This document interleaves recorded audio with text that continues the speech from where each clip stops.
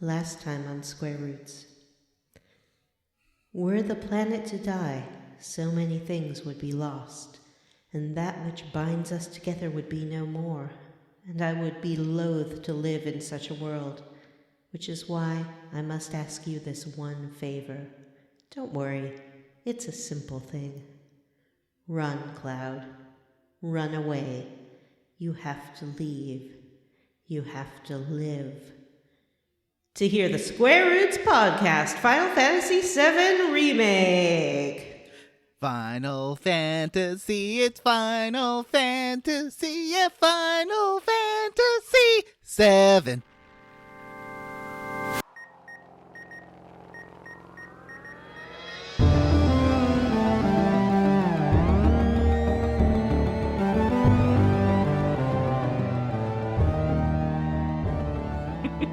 Hey everyone, and welcome to Square Roots, the classic RPG podcast. My name is Jim Banks. I'm joined by Johnny, Brandon.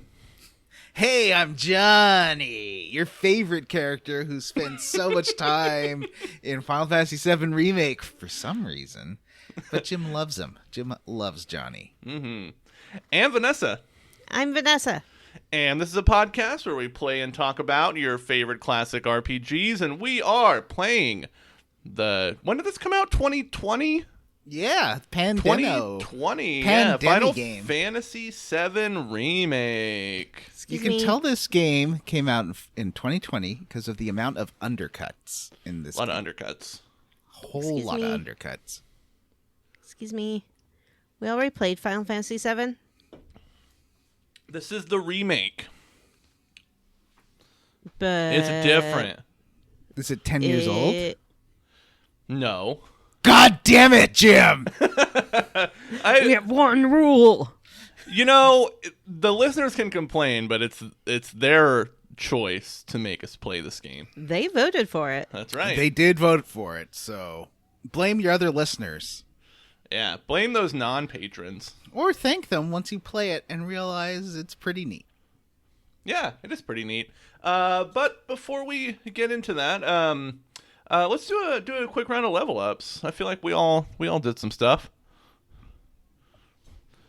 Who wants to kick us off this week? Oh, what did I do? Vanessa, go first, because I got to think about what I did. I go first. I saw a movie called Guardians of the Galaxy Volume 3. I thought it was pretty good. Yeah? Yeah, I wouldn't say that Guardians of the Galaxy is my favorite Marvel property, but as far as Marvel movies go, I'd put it right in the, B range. Not the best, but not the worst, and better than a few I've seen recently, so I enjoyed it. It was fun to see.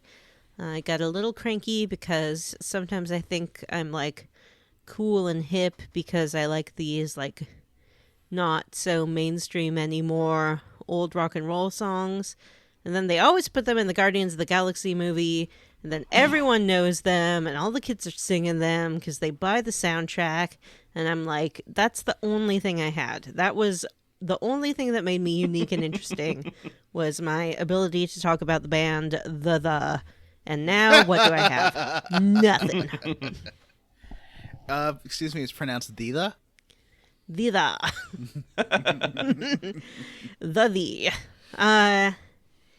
and I also watched the new Dungeons and Dragons movie. Ooh. Which I will not talk about because Whoa. I think we should talk about it later sometime. Okay. I also played a game and finished it called Baldur's Gate 2. Whoa, played the whole thing, huh? Yeah, I played the whole thing. I do it every time. Every time we play a game that has a sequel, I keep playing and I don't stop until I reach the end. I haven't finished Throne of Ball yet, but I did finish the main campaign of Baldur's Gate 2. My favorite instance of you doing that is when you played the entirety of South Park: The Fractured Butthole. Yeah, after being totally furious unprompted. at having to play the first game. But, once you have momentum, you might as well just keep going. Uh-huh. Mm-hmm. That does make sense. Mm-hmm.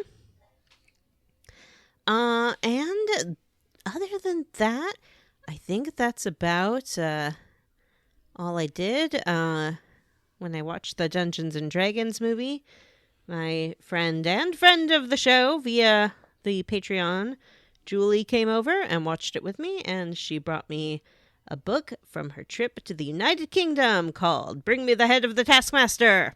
It's a book about Taskmaster, which is this show that's on in the United Kingdom. It says on the front of the book as seen on 4, which I guess is the channel that it's on. Mm-hmm. And it says there's in like the 6 channels in England.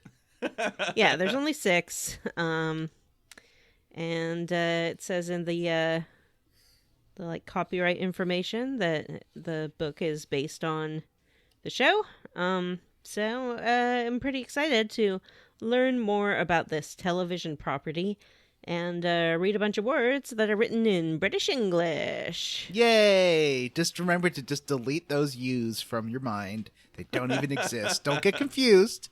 Don't be confused. They mean honor, even if it looks like honneur.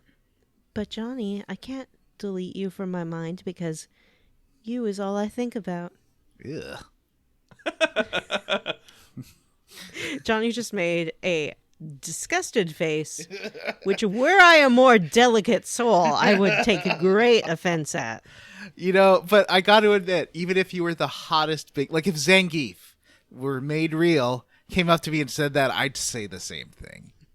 Because of the improper grammar? No, I just don't like being admired. I'm like you're opposite, basically. I hate it. I don't like being serenaded. That is. That's like the worst kind of admiration. It is. Because it's not actual admiration. When you're serenading someone, what you're really saying is listen to my very good song and then praise me for doing a good song. Not, I want to praise you with my very good song. If you want to praise me with a very good song, you could put it on tape and give it to me, and I could listen to it in the peace and quiet of my own room where I don't have to, look you in the face and smile like I'm enjoying it if I'm not. Johnny, how did you level up? Well, first of all, I ordered a Nintendo Switch, which still has not shipped from Amazon, because Amazon in Canada is legit terrible. That's why malls are still a thing here, because you get things from a store much faster than you get them from Amazon. And then I tried to cancel it, and they're like, no, you can't cancel it. Oh, you can't cancel it? It hasn't even shipped yet. Why can't I cancel it? Come on. Because they really want your money.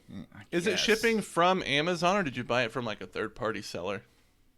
I guess that I thought I was buying it from Amazon, but I guess it was a third-party seller. Oh. I'm going to a store next time, you bastards. Come on. So I ordered a Switch OLED because, okay, here's my reasoning. Bigger screen. That the enormous bezels on a regular Switch do kind of bug me. The borders around the screen are big. And I like an OLED. And I figure this is going to be one of those collectible, ones oh, you have a Switch OLED? Wow, those are hard to find, in 20 years when people are talking about the Switches they own. And I was waiting out for a new Switch, like a Switch 2, but is that going to happen this year? It's not happening this year. It's not happening this financial year. So maybe sometime in 2024. They're really letting this one slide. I guess 6 years now? 7. Right? No, 6. It's you're right. 6. Yeah, it's 6. Yeah, 2017. So it's a little over 6 years now. Other things I did. There's one thing I want to talk about first. And it's a song. It's a song called The 60-Minute Man I was playing Fallout 4. Vanessa, do you know that song from Fallout 4? Oh, yes. When you said that there was a song about how good someone was at making sweet, sweet love in Fallout 4, I thought that you were talking about Butcher Pete, because I do interpret that song as a metaphor. However, I forgot about the existence of 60-Minute Man. 60-Minute Man is able to maintain an erection for a full hour, and that is his superpower. and just doesn't blow his top too fast. Like, that's one thing he says, and because the first 20 minutes are about you. That's true. Yeah. I think he What are you spends guys like talking about? 10 There's minutes on hugging and 10 minutes on kissing. And then 20 minutes on you. So I guess Yeah. it's... Oh, okay. So it's first... Yeah. There's a song called 60 Minute Man. It's from the 50s, I think. Like 40s or 50s. And it's a pretty deep cut song. It's a jazz... I guess like a jazzy song. But like kind of alt... Would you call it like alt jazz? Is it on the Guardians of the Galaxy 3 soundtrack? It sure is not. I don't it is think a so. song. It's called 60 Minute Man, and he uses a lot of euphemisms, but in this one, they aren't. It's not even like, that one song about the slide, that man with his long slide, and it's about him playing his bass, stand-up bass, and how she loves how long his slide is, and how it makes her have orgasms. It's sort of like that song, or Rocket 69, another song in Fallout 4. I am looking at the lyrics, and it's very clear what the order of operations is and how Okay. long Let's each of them discuss. last. So So Jim, this is a song about he's talking to a lady about how good he is. What does he say he's doing? He says that he rocks them and rolls them all night long. Oh, okay. And here are the steps that go into that. First, you come up and take his hand, and when he lets you go, you cry, "Oh yes!" So I guess he takes your hand. Then when he lets your hand go, you cry, "Oh yes!" He's a 60-minute man, is what you then follow that up with. You really emphasize. But there's his one point where he like breaks I'm not down the done. time. Okay. After that, there'll be 15 minutes of kissing. Oh. And then you holler, "Please don't stop." And then he stops. Nope, that is followed by 15 minutes of teasing, Oh, Then- lots of foreplay. 15 minutes of squeezing, Oh. and then immediately thereafter, 15 minutes of blowing his top.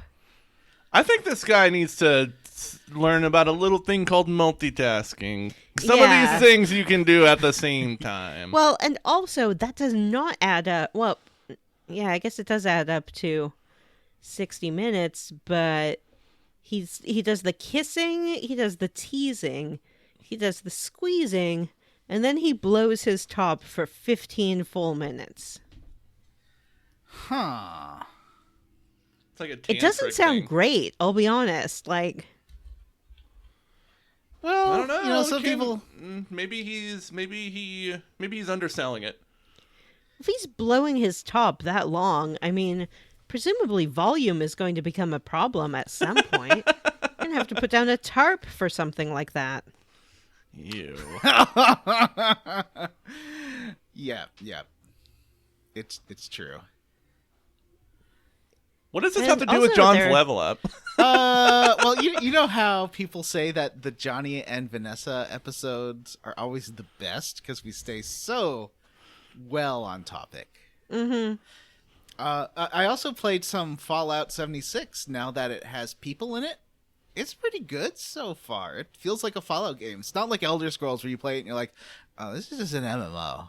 This is just a World of Warcraft. You mean like it has NPCs? Is that what you mean? It has, because when it first released, there were no humans in the game. There was no, like, you got your quests from robots and terminals. Oh. It's still confusing because are you talking about real humans or are you talking about NPCs? Both, but I meant NPCs. Like, there's characters and dialogue now. Oh. But yeah, I want to play it with a Vanessa. Maybe we'll try streaming some this weekend. Do you have Yeah, a that day would off? be fun. Yeah. Yeah, it's Sunday. Okay, then let's do it on Sunday. All right. Yeah, I'm enjoying it. Like, one of the first servers I got into, I took some pictures of it. A lady made this giant free department store for low-level players. I took a picture. It's like because it's like Fallout 4 where you can build a base, and she just built this like amazing glass department store with all these fun signs on it. I don't know if you can customize those signs or not, but I think so, right? Like, it looked like she was writing whatever she wanted on there. And then she came to my camp and just dropped off a bunch of supplies for me. She was so nice. And it's just That's like so cool. Anytime you see, okay, Vanessa might disagree with me on this, but anytime you see ladies playing a game and they look like they're having a good time, you feel like, oh, this is like going to be a chill space where people aren't going to be aggro assholes. I kind of agree with that. I would say that not everybody who plays with a female avatar is necessarily a female player. That's true. But yes, I would say that it's a good indication. Basically, the more diversity of gender and race and orientation that you see hanging around a place, the better the place is gonna be. Yeah.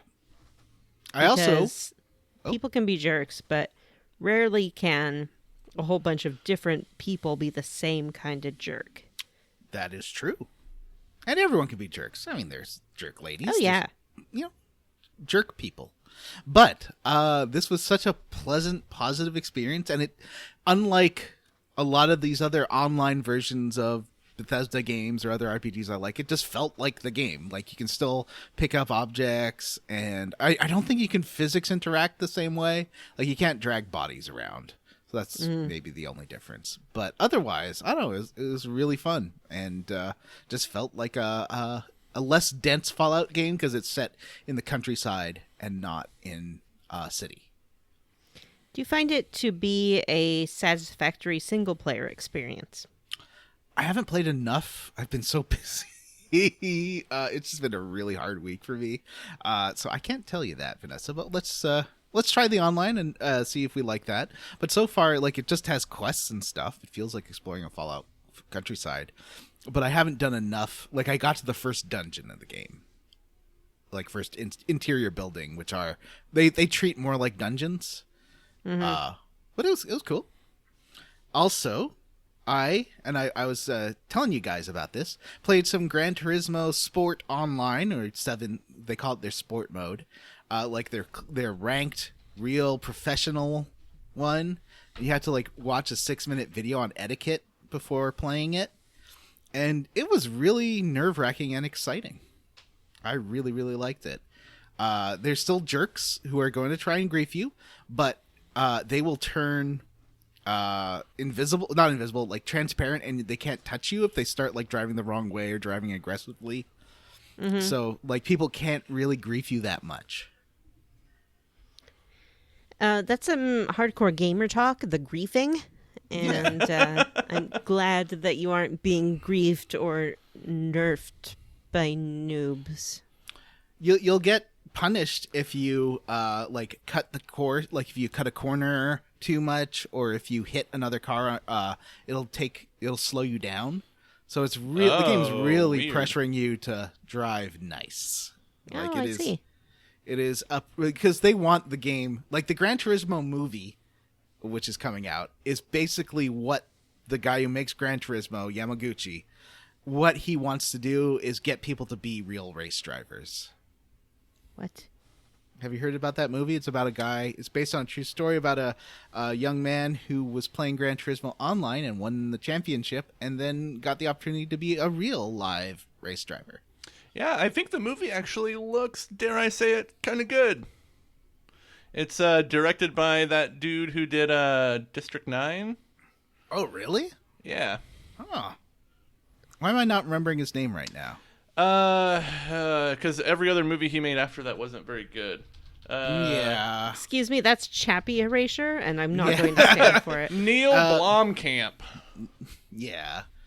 Yeah, I mean, I watched the one with, and I worked on the one with Matt Damon. Oh, the Elysium? Yeah. Oh, yeah, I saw that. That movie Jim. wasn't very good. Anyway, Johnny did a great job. What are you talking Yeah, about? did a great job. Thank you. Jim, Huh. how did you level up? Well, let's see. Last week I decided to download this little indie game called Legend of Zelda Tears of the Kingdom. And it's pretty good. I don't know. I know that Matt has probably put like 30 or 40 hours into it at this point. He's probably playing it right now. Oh yeah, where is he? Yeah, Matt couldn't join us this week. He has diarrhea, I think. Wow. But Is it filling up his pants? Yeah, probably right this second. Oh man. Yeah. Probably he has it while he's playing Zelda, and then Link turns to the camera and looks straight at it and just starts laughing and pointing at him. Yeah. But yeah, it's a pretty good game. I like it a lot. I like the fusibility and being able to make stuff. I was a little hesitant to play it because I don't like games where your weapons break. I don't like the durability mechanic, but this one's not so bad because like you can literally make another weapon out of almost anything, seemingly. A stick and a rock you can fuse together to make a rock stick that's like just as good as a sword. And it's fun. I can see why people are so gaga over it. But I've only put, I don't know, maybe 5 or 6 hours into it at this point. But I like it. I'm excited to get back into it. And I also saw the Dungeons and Dragons Honor Among Thieves movie. And I really liked it. But as Vanessa said, we're going to table that talk for another time, I think. And I guess that's pretty much it. I spent an entire day at the pool yesterday. Got a little sunburn, wow. but had a great time. I don't know if you can tell on the Zoom screen, but I'm getting a nice base tan going. You know, That's Jim, not if you real need pool thing. access, just pretend you're a bear and go to one of the famous Dallas bear pool parties, of which there are many. Oh. Do No, you think people that will Jim give you is like beers and stuff for free? publicly bear adjacent enough to be able to get in? Yeah, He's like, yeah, he could get it. I'm here representing the internet's foremost bear gaming podcast. Yeah, and he's like, I'm very tall, which men like. Mm-hmm. Tall guy. Yeah. All right, John. It's your turn to have a stupid game. Huh. You know what? I disagree with you calling my amazing game stupid. Let's call it Overrated? Johnny's overrated game. Yes, because welcome to This Game is Overrated. This is where I will read a post from Game Facts. Oh, yeah. Coming back to original Season 1, Square Roots, baby! And I have looked up one of the games we have played on this podcast with the search term Overrated. And here is what I have found. You will buzz in as soon as you know what game they are talking about. It's a game we played on the show already? Mainline, yeah, so it's one of the 55 games we have played so far on the show, so there's a limited Jeez, pool. 55. Oh my Yeah. god. Yeah, I know. Man, I bet Matt wishes he was here because John has dominated the last couple of games, and the fact that he's not a participant means it's like anybody's game, really. It's true. Yeah. It's true. So I'm going to take away names of the game and references to the game and the series, and main character names. Any side character that is non-playable is up for grabs. Okay. So this will test your memory of characters and such. Feel free to buzz in as soon as you know. I'm just going to keep reading, but you can interrupt me. And if you're wrong, I'll go back and read some more. All right. What do you think, Vanessa? Should the person... Okay, how about this? Someone buzzes in. The other person gets a chance to steal. But if they don't steal, then people can buzz in again. I think Does that that sound sounds great. fair? Because Yeah. it's just the two of you. I don't want it to just drag out. Yeah. Okay. Game 1. Here is they've done a numerical list of why it is bad. 1. It has a cliche story. Fight evil empire. Then fight evil insane being with too much power. Buzz. Vanessa. Final Fantasy VI. Yeah! Woohoo! What? That could describe any number of games that we played. Yeah, I wanted to make the first one easy, though. I Okay. honestly thought of buzzing in and just saying Final Fantasy VI before you even started talking. And now I deeply regret not doing it. You would have. That would have been a heck of a way to start the game. Yeah, that would have been an impressive way. Okay, game I number thought 2. it would have been not necessarily sportsmanlike. Yeah. Game number 2. Got the game last year because people here claimed it was better or equal to Twilight Princess. It was $15, so I picked it up. Buzz. Jim. Majora's Mask. Incorrect. Vanessa for the steal. Ocarina of Time. Oh, shit! Incorrect. What? Oh, wait, so we can still buzz, right? Yeah. You can still buzz. Okay, continue. So remember I said I will not name this game or other games from the series of games I'm talking about. Oh, right. If it was a Zelda game, I wouldn't have right. said Twilight Princess. Yeah, I stopped. I stopped about 10 hours in due to boredom, and then continued to finish the game 9 months later. Oh no, months later, not 9 months later. I want to mention the problems I have with this game, and if anyone shares my viewpoints. 1. Difficulty was way too easy. Everything about this game is easy. From the fact you can hold 300 healing items, get Godhood, the bubble that absorbs damage in combat, slow down time, the scarce amount of... Vanessa! Okami? Yeah! Woohoo! Oh, I gotta start writing notes. Let me go back up here. Okay, so this is Vanessa. Jim. Vanessa has... I'm just gonna do little X's for each one you get right. Okay. Like Game number kisses. 3. All right, Jim, you gotta... I know. How to get in there. I had a tiger, buddy. Let me start by saying I do enjoy it. I still find myself playing it fairly often, but I believe it's highly overrated for reasons other than the few voice actors, bad writing, large number of glitches, etc. I think there are 3 major problems. The first is that, despite having such a giant world, there really isn't too much replay value. All of the caverns and ruins are similar, as are many of the characters. Most of the quests... Vanessa? Is it Elder Scrolls Oblivion? It is Elder Scrolls. What the fuck? Maybe I shouldn't pick the games I like. Okay. I think Jim, I think you can get this one. Jim, I have faith in you. This is going to be... Don't condescend to me. Jim, you can get this. Spoiler alert. So I just got past the part where all of a sudden blank ages 7 years and now I'm an adult? What happened between blank and blank in the Temple of Time? Buzz. Buzz. Jim, I heard Jim first. Ocarina of Time. Correct. All right, Jim got one. So it's Yay. 3-1 so far. On the board. Jim is on the board. Matt is not on the board yet. Matt, you got to try a little harder here. Yeah. Yeah. Okay, last game. And there's a bonus after this. Hello, blank game fans. I come from the far-off land of blank game sequel. And I want to hear your opinions on the good, the bad, and the ugly of the original blank. I looked at some reviews, but it's hard to get a good gauge of the game. As with many of the games in the Best Game Ever contest, I feel like many of them are winning because of nostalgia goggles, and not because they stand the test of time, as it may be.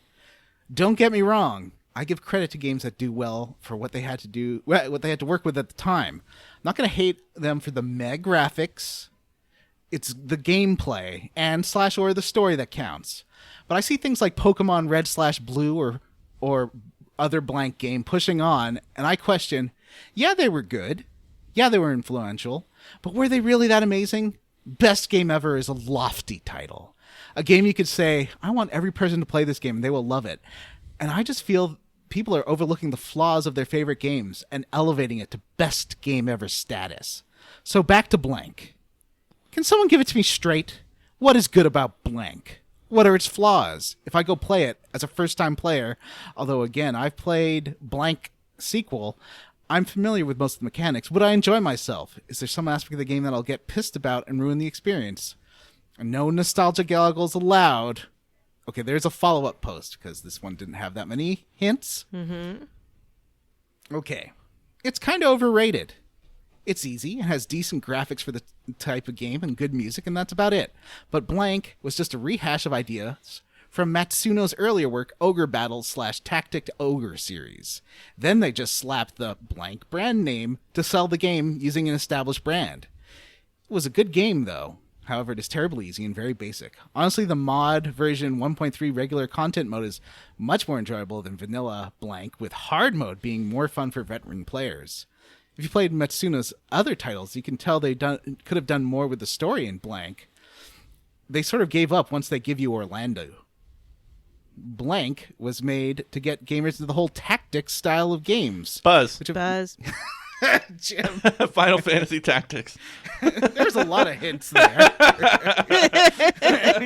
When you mentioned Ogre Battle, I was like, I know we talked about that when we played a game, but I can't remember what game it was. I think listeners will be yelling at you for that one. So now it's 3-2. That's pretty good. I'm enraged that Jim came back so strong. Yeah. All right. Well, Vanessa, maybe you can get the bonus.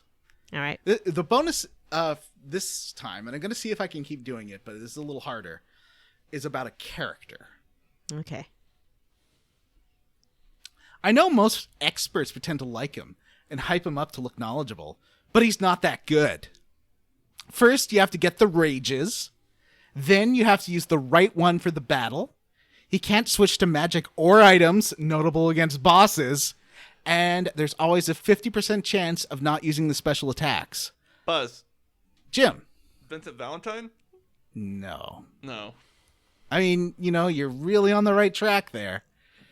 Buzz? Oh, wait. I have a chance to steal, right? Yeah, you have a steal first. Is it, what's his name? The little boy with the green hair. Gaio? Gao? Yes, it is. Yeah. Wow. Because Is he that does have Breath of Fire? What game is that? No, That's is FF6. FF6. Oh. Yeah, that's why I said you're on the right track, because he has.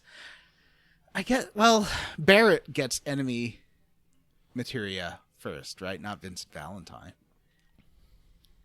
But he does have rages. Yeah. Yeah. All right. Yeah, so that's it. So Vanessa is at 4 and Jim is at 2. Okay. And it's the standing Okay. for Still anyone's game.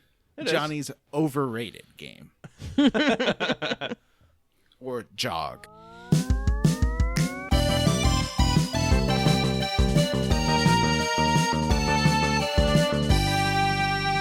So we open with. Can we talk about this opening cutscene of Midgar? Well, even before that, there's just landscapes, right? Well, you see the outside of Midgar, right? Mm-hmm. Desolate desolate, desertscape, essentially. barren, barren land around Midgar, yeah.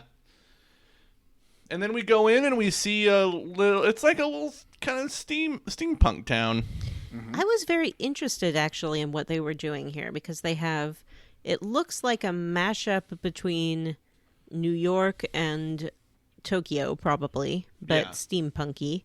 Mm-hmm. But the cars and the people look like they're from the 1950s. I thought they had Depression era. Yeah, I thought the kids kind of had they're just like Oliver Twist kind of. Yeah, they had the little tights and the little shoes. Yeah. Mm-hmm.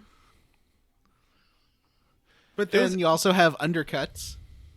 You also have undercuts, and then they did have a digital road sign as well. Yeah. So and you see in the background of one of the shots, there's a crane thing that's loading pipes into the back of a truck that looks really neat, very industrial. Mm-hmm. It reminded me a little bit of Batman the Animated Series. Yeah. It was a contemporary show, like it wasn't supposed to be set in the past, but all of the cars looked like they were from like the 40s or 50s. It just had that aesthetic in what people were wearing too. Yeah, the Joel Schumacher Batman films were like that, right? Where like it was supposed to be contemporary, but like a big gothic city. Well, and, Yeah. the Tim Burton, especially Batman. I mean, both of them, but Batman Returns with all the crazy statues and stuff. Oh, yeah, for sure. I love that. Yeah, lot I of thought this was cars. cool, and I it was definitely a lot different than how I had perceived Midgar from when I played the original. I wasn't used to seeing the sun in Midgar, so like this cutscene takes place seemingly at like the top level of one of the plates. I thought it was like right at the bottom, but at the bottom edge, like the edge Oh, of the maybe city on the so. bottom. That's why it was on the ground. Oh, Like in maybe the- you're right. Yeah. Yeah. And at the end of the cutscene, the camera pans over to a flower, but it's dead. No. Don't. And then, man, if you are intoxicated and you have a lot of nostalgia for the first game, that music swelling, the bing boom, bing boom. Oh yeah, And it's like, ooh, I got chills. yeah.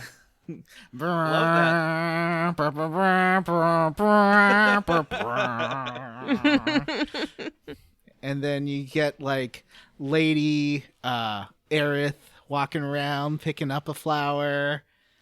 Or no, she drops a flower and someone steps on it.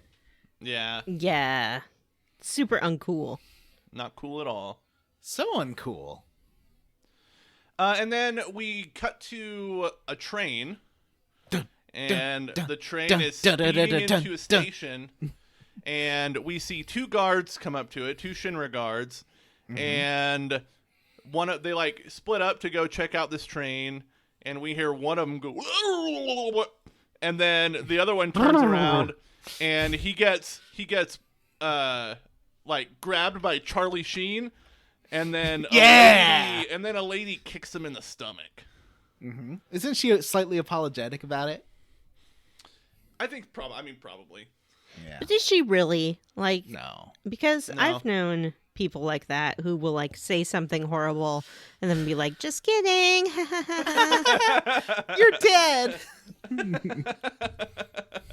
And they're not. They're just using social convention to hide their awful statements. Well, yeah, we've got a lot to break down about Jesse in Yeah, this chapter. there's a lot of Jesse content in this game. Mm-hmm. And then we also see for the first time in full modern graphics, lovingly rendered Barrett Wallace. Yeah, chest boy. for days. Yeah, he is a big man. And then he says something like, let's go, Merc. And then our hero, the one everyone in Midgar wants to bone, Cloud Strife, does his cool hero jump off the train. Who wouldn't want to bone a Cloud Strife? I don't have a lot of nostalgia for this game, and so it took me by surprise how upset I was that his dumb little bowling pin arms were gone. Because I loved his dumb little bowling pin arms so much. You know, Vanessa, when you said that, I was thinking about it, I started to think about how I really felt about the character designs in this game, and I like them a lot. Like I said, all the characters, even the NPCs, are so like lovingly rendered. But I really appreciate that they didn't give them veins. They're not vascular. Like he's not they're muscly, but they're not like veiny and weird looking like HGH. Yeah. I really appreciated that. Like, I guess you know, I let's hadn't- list it. I like that they're all smooth boys. Yeah, they are You still can see smooth. Barrett's veins. Can you? I don't remember seeing. He's definitely muscular, but I don't remember seeing his. But veins. in his arms, yeah, you can definitely. I've spent a lot of time looking at his arms, and there's definitely vascularity in his arms. Cloud is very smooth. He has a flawless complexion. Mm-hmm. He has sky blue eyes. He still has spiky hair. Oh And no, the unfortunately- PlayStation sound's been playing this whole time, and I couldn't hear it. Well, What? I mean, it's fine. You just might hear a little bit of that, like, the PlayStation menu. Oh, the rest mode, yeah. So I apologize, listeners, if you hear the sound of PlayStation. I'm just gonna turn that off. Give me one moment. Just our subliminal marketing. But I was very sad that he did not have just little round balls for hands. Yeah, that is kind of the best part of his old character model. That's the same with all the characters. They all had like bowling pin arms. Uh-huh. I liked it. So we get introduced to a few characters here. There's Biggs, who is obviously based off of Charlie Sheen. There's Wedge, who is the hungry guy. Everyone's favorite soft boy. Everyone's favorite soft boy, cat dad. And Jesse, who's the horniest, the horniest of the horny eco-terrorists. Yeah, she's not Safana from Baldur's Gate, if you have not listened to that series. No, she's not harassing people necessarily. She's harassing them a little bit. Just a little little bit. It's like just aggressive flirting, kind of. Yeah, I think that she's one of those people who, adrenaline enters her body and it activates other parts of her. That can happen. Oh, that explains all those horror movies where they have sex after they get away from the murder killer. Mm-hmm. Oh, right, yeah. So our job here is to blow up Mako. It's Mako, not Mako. Oh, is it though? Mako Reactor 1. All right, Mako is the energy and Mako is the thing you drive around in Mass Effect. Right. So we need to get from the exterior of the Mako reactor to the interior of the Mako reactor. So we have to follow our team to Mako storage. We get all the combat tutorials here, or most of them. We should say that this game, I think it was a little controversial when it was first announced. Not turn-based, unless you want it to be, I guess. But default mode, not turn-based. I haven't tried the turn-based mode. Me either, but it sounds boring compared to the other style that they have here. I'm a big fan of the combat mechanics in this game. I like the fact that you can play it freestyle with attacking. I like the fact that you can menu, and it will not pause the action, but drastically slow it down. Yeah, or it's you can play basically it to where it's slowed down less, I think. It's Kingdom Hearts combat without a jump button, and it slows down when you're in the menus. Yeah. And you can switch characters if there's more than one character in your party. Yeah, that's true. It's like you can play as Donald and actually heal yourself. Yes, yeah. And it does have a difficulty slider, which is, I think, more unusual for JRPGs than Western RPGs, but I was happy to see it. You can play on sort of classic mode, they call it, but I think that I haven't tried it, but it seems to be implying that the characters kind of do their own thing unless you give them a different command. Yeah. Huh. And story mode, which of course is what I'm playing on because I always play on story mode if it's available. I don't want challenge in my life. I want a sweet, silly life.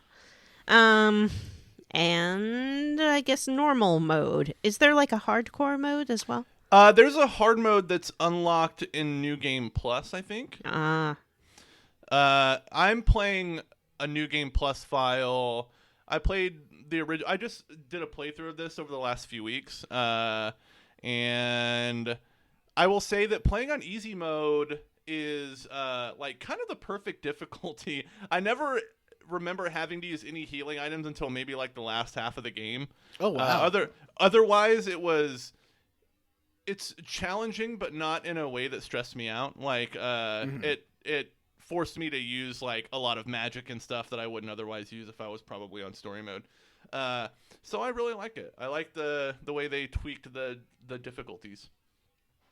I am playing on normal, regular combat mode, so like switchy character, button hitty, reactive combat. And I don't know if all listeners are aware of this. We did do this as a bonus. Yeah. We did play through. I have played this game for the podcast before. I was terrible at it because I didn't understand. Well, a lot of things, because like stuff like controlling Tifa and the way that you boost her abilities isn't explained really. No, not really at all. And with Cloud, it gave me the impression, and I don't know if anyone else has had this experience where, and I think I had the same problem with Final Fantasy 15, where I thought it was saying to time your block with the hit, but it wants you to hold the button. It to does, like deflect or block or, parry or whatever. Yeah. And I didn't understand how the parrying worked until literally the end of the game. And there's one boss fight where you have to parry, and so I was like trying to time it exactly, and I probably spent 2 hours on that boss. Oh, I know what boss you're talking about. The one at the very end? Like, no. not the final? I don't want to spoil it, but it's one of the Turks. Oh, okay. There's a parry base, like one that's making sure you know how parry works. Yeah. Anyway, so this time around, I'm playing on normal and it's so easy. I died once because I wasn't looking at my health, but otherwise, Gotcha. I have been destroying this game. Now, especially early on, if you know how Tifa's combat works, you can just wreck people, and it's amazing. Yeah, if you turn on like her unbridled strength ability, exactly, and use that swirling uppercut or whatever, oh man, that wrecks enemies. Well, if you can use it as many times as you have ATB bars, right? Yeah, so you keep pumping it, and so you have that one after. There's the uppercut, and then there's two others that you can use. And then use dive kick. She destroys people. One thing I didn't get good at, or I didn't really notice until this last playthrough that I did, was that you can not only like tap the square button to do a melee attack, but you can hold it, and they'll do like a sweeping attack that is really powerful. Yeah. So like if you do a tap hold, you'll get a really good combo that'll take out a lot of enemies at once. Yeah. Okay. And that's the same with every character but Barrett, because Barrett just does a shooty shoot. Stuff like triple slash does so much damage, and I'm having a really good time with how easy this game is now. It is fantastic. In my first playthrough, I didn't realize it until the end, but like the abilities that you gain from your weapons, like it's good because it forces you to use new weapons a little bit and understand their abilities. But then once you learn the ability, you can just switch back to whatever weapon you want. And then they're all good.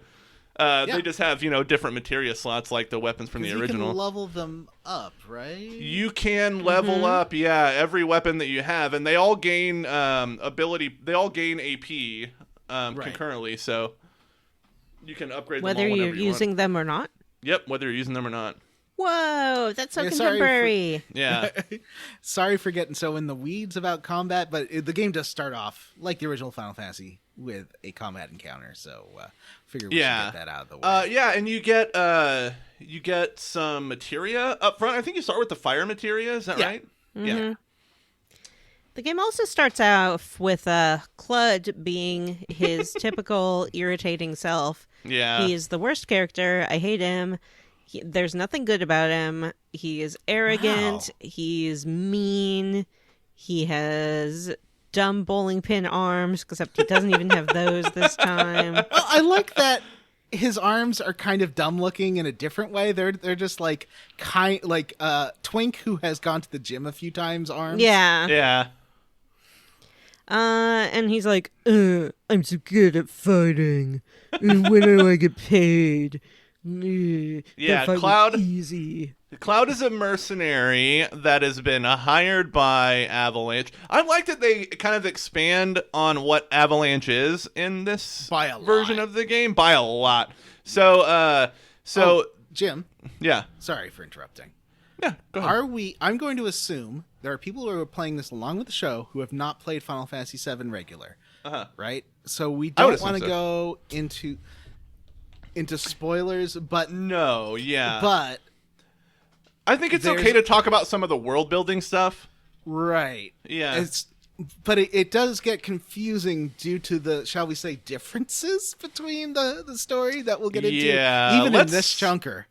Yeah, and I've put some of that in the notes with like talking about it without kind of explaining what's going on. So we can get to that. But what Barrett tells you is that this group, so Wedge, Biggs, Jesse, and Barrett, and by extension Tifa and some other folks in the Sector 7 slums are part of Avalanche, but they're just one cell. So Avalanche is a much bigger organization, and they're just kind of one part of it. I do want to check in with Vanessa at the end of this episode and read her feelings on what's going on, because I think that'll be interesting because she hasn't played this before. Yeah, I haven't played it before, and I barely remember Final Fantasy VII. So we should also say to Cloud, because they say it, I think, 10 times in this opening chapter. Cloud is an ex-member of Soldier, and Soldier he's from Soldier? Yeah, Former for ex-Soldier is what he says.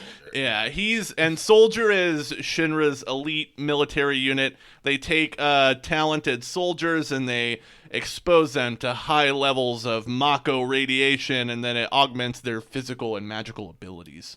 So what does Soldier stand for? I don't know. Make it up. Super. Super. Okay. Super. Vanessa, help me out. Super underpowered. Soldier. Ladies. Soldier. Oh, okay. Super overpowered. There we go. Lads. Mm-hmm. And ladies. Doing interesting errands. Repeatedly. Yeah. Super overpowered lads doing interesting errands repeatedly. So that's why Cloud is so good at swinging his big fat sword and jumping really high on stuff when the plot needs him to. And his eyes glow but not blue. Other times, like when there's an enemy 2 feet above him. Yeah. Vanessa, Mm-hmm. I had this problem so hard in my first playthrough. If you are in operator mode, he will jump. If you are in Punisher mode, he does not jump. I didn't figure that mode. out. I didn't figure this out until yesterday. Operator mode is dumb. And I have finished this game before. Operator so he mode jumps around. is He's like, more I'm a movement soldier. based. He reminds me of the guys who go on game message boards and look for people who are like asking how to do something, and they're like, if you can't do that, why are you even bothering to play this game? It's the easiest thing to do. The worst aren't those every person on a PC repair board where it's like, hey, why is this game freezing? You're an idiot and your computer's too poor. Yeah, your computer probably sucks. Yeah. So there's not really a lot to this first chapter. It kind of plays out pretty much beat for beat like the original. We make our way to Mako storage, but we get to the heart of the reactor. They kind of do a little bit more expansion on what Mako is a little bit. Like they mentioned Mako having a very distinct smell, which I thought was interesting. It's the smell of Mako, the lifeblood of the planet. Can't you hear the planet crying? I can. I'll notice. I'm gonna say, like spilled gasoline. It's gonna have like a real pungent smell to it. Oh, you know what? I love the smell of gasoline. I know it's bad for you to smell, but oh man, I could smell gasoline all day long. You should just bring up a can of gas and then just huff it. Oh yeah. Yeah. No. Listeners, do We are not do endorsing that. on the show. Do not huff gasoline. Repeatedly take big, deep breaths. No. Just do whippets. They're safer. Nope.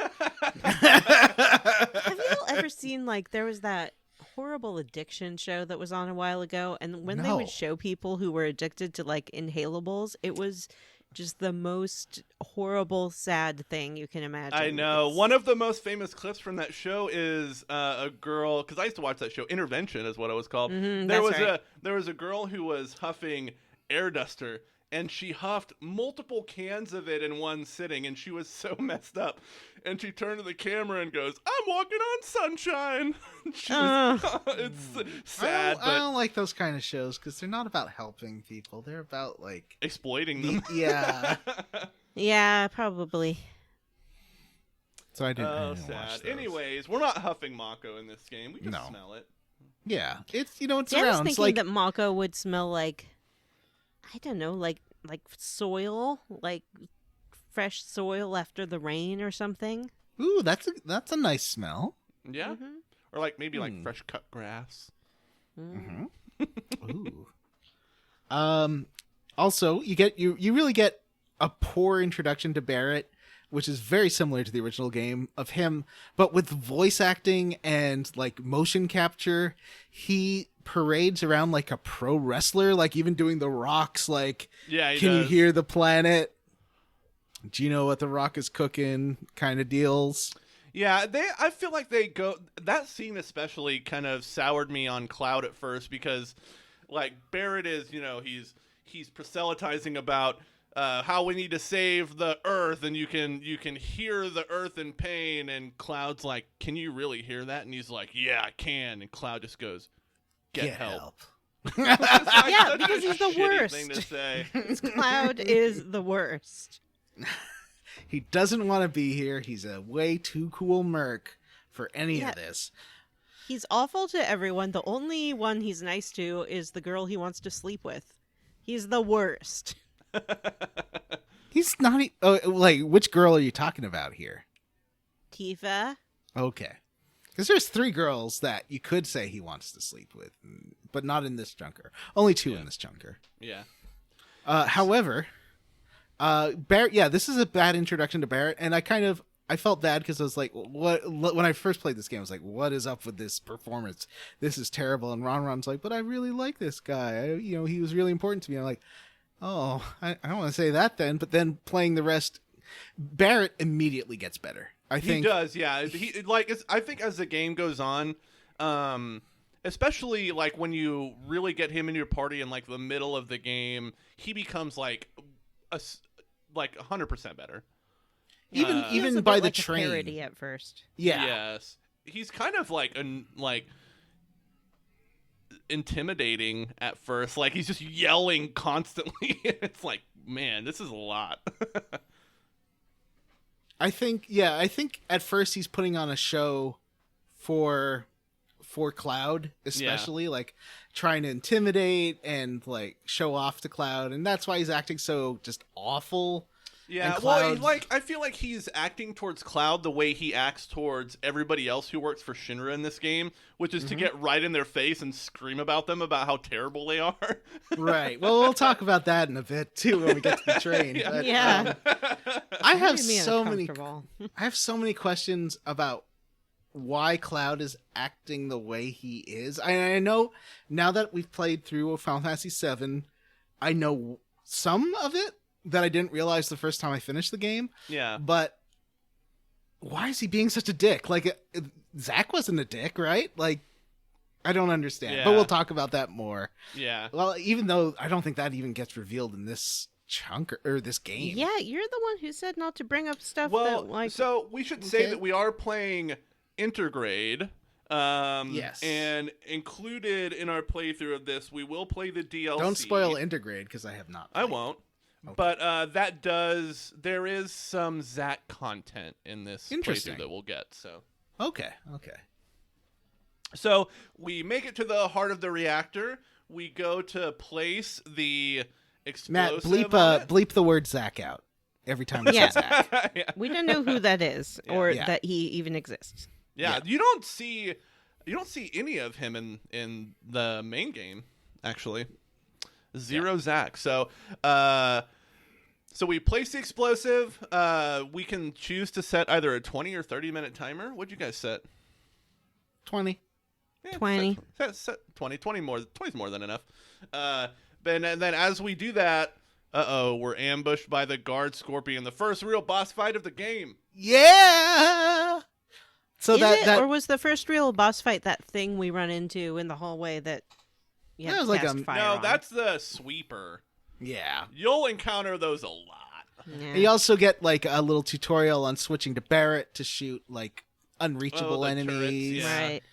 And a tutorial about dashing so you can run past some lasers. Yeah. Which How do you what dash kind again? of security system is that? Like they have a laser grid that keeps people out, but they've programmed it to occasionally just go off entirely Did so you that want someone could walk past Yeah. it. And they're fully visible. Cloud and Barrett should have done like what was it, entrapment style laser yeah. dodging? Is Remember how that was like Selma the hottest Hayek meme? that's doing that? Yeah. No, that was it Catherine Catherine Zeta-Jones. Zeta-Jones. Oh, Catherine Zeta-Jones. That's right. We all said Zeta differently, and that's amazing. You what? We all said Zeta, and Oh yeah. And Zeeta. Zeta. Zeta, Zeta, and Zeta. We all said And I don't believe that she ever actually does that with lasers in the movie. They just do it during the training montage with red string. Oh, I've never Oh. actually seen that movie. I just remember Yeah, that me from neither. the trailer. it was like a meme before memes was her. Yeah. and Yeah. her butt Uh-huh. and those lasers. Yeah. Oh, I not remember a like good her movie. butt going under. Yeah. Mm-hmm. It was like the big draw of the movie. And then Sean Connery was in it as her sort of love interest. And Ugh. Yeah. he was like, I don't know, in his 70s at the time, probably? It was like Late 60s Roger at Moore. best. Remember Roger Moore in Live and Let Die? No, not Live and Let Die. Which one was it? View to a Kill with that like Tawny what's her face from later Charlie's Angels, and she was like 20, and he looked Yeah. he looked like her Ooh. confused grandfather. He Yeah, was like it was very 60. weird. I think I only saw Entrapment once, but I have such a memory of Sean Connery gets Catherine Zeta-Jones a dress, and he's like, "I thought you were a size 6, but you'd make one hell of a size 4." What the fuck? And gives her a size 4 dress, and I'm like, That was an ad lib. yeah. What is that? Does he mean he wants like a super tight dress on her, or is he Yeah, telling I her to guess lose weight? so. But also, that's not how dresses work. Like, if Yeah. she's a 6... It's not gonna fit. It's not just going to be a tighter dress on her. No, I mean lose weight, fatty. Obviously. I thought it would be good if your dress didn't zip in the back. I was hoping you would breast boobily. You're the lady now, dog. Oh man. So how'd you guys feel about fighting the guard scorpion? That fight takes too long. It does Yeah, take too I long. agree. Too many phases, I think. Yeah, And it's it not takes that long because interesting. it's scripted to be long, not because Yeah, it this was needs to be the long. big fight at the end of the demo that they put out. Mm-hmm. So it was like they're really showing off, really trying to show off here, I think. I don't know. Do you guys remember when this game was announced? Yeah, it was like 2014 or 2015. So it was a good 6 years, right? It was before that. I remember. Yeah, I remember I lived in Wichita, Kansas at the time. It was my birthday. It was June 16th, and I was working out at the local YMCA. And What year? Man, what year is it now? 2023. That would have been well before we started the 2013. show. Yeah, 2020, 2012, 2011 maybe. And it's when they did the announcement. And the announcement trailer for this game showed the train speeding into the reactor station and then Cloud jumping off of it. And that was like the announcement. And I remember being so psyched. And then the game didn't come out for like another 8 or 9 years or something like that. Right I can now just they're picture you at the saying- gym being like, "Oh my god, it's Cloud!" And Oh then my like looking God! around to make sure the jocks didn't hear you say that. Now I am excited. So apparently, at least this fiscal year, they're going to release 16 and 7 Part 2 I haven't seen anything about 7-2 yet, though. They or haven't 7 really- Reunion. It's Yeah. got a release date of this year. It does. this Oh yeah, fiscal I've seen year. that. Yeah, that's so apparently interesting. both games are coming out. If I were them, I would delay it just to not have two of their biggest games probably of the decade coming out within the same fiscal Well, year. 16 is releasing in June.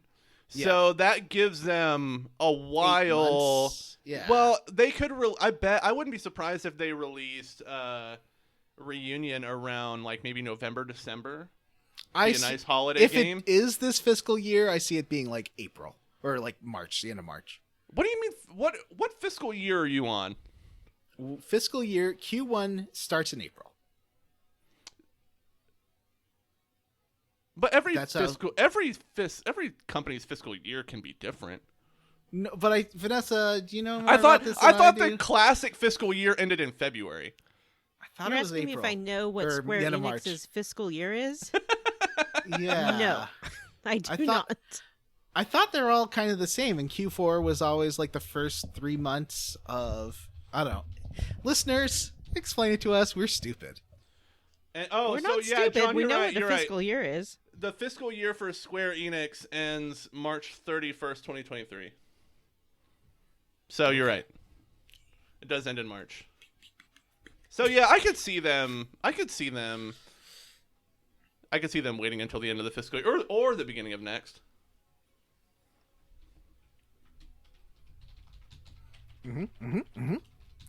All right, But, so we beat the yeah. guard scorpion.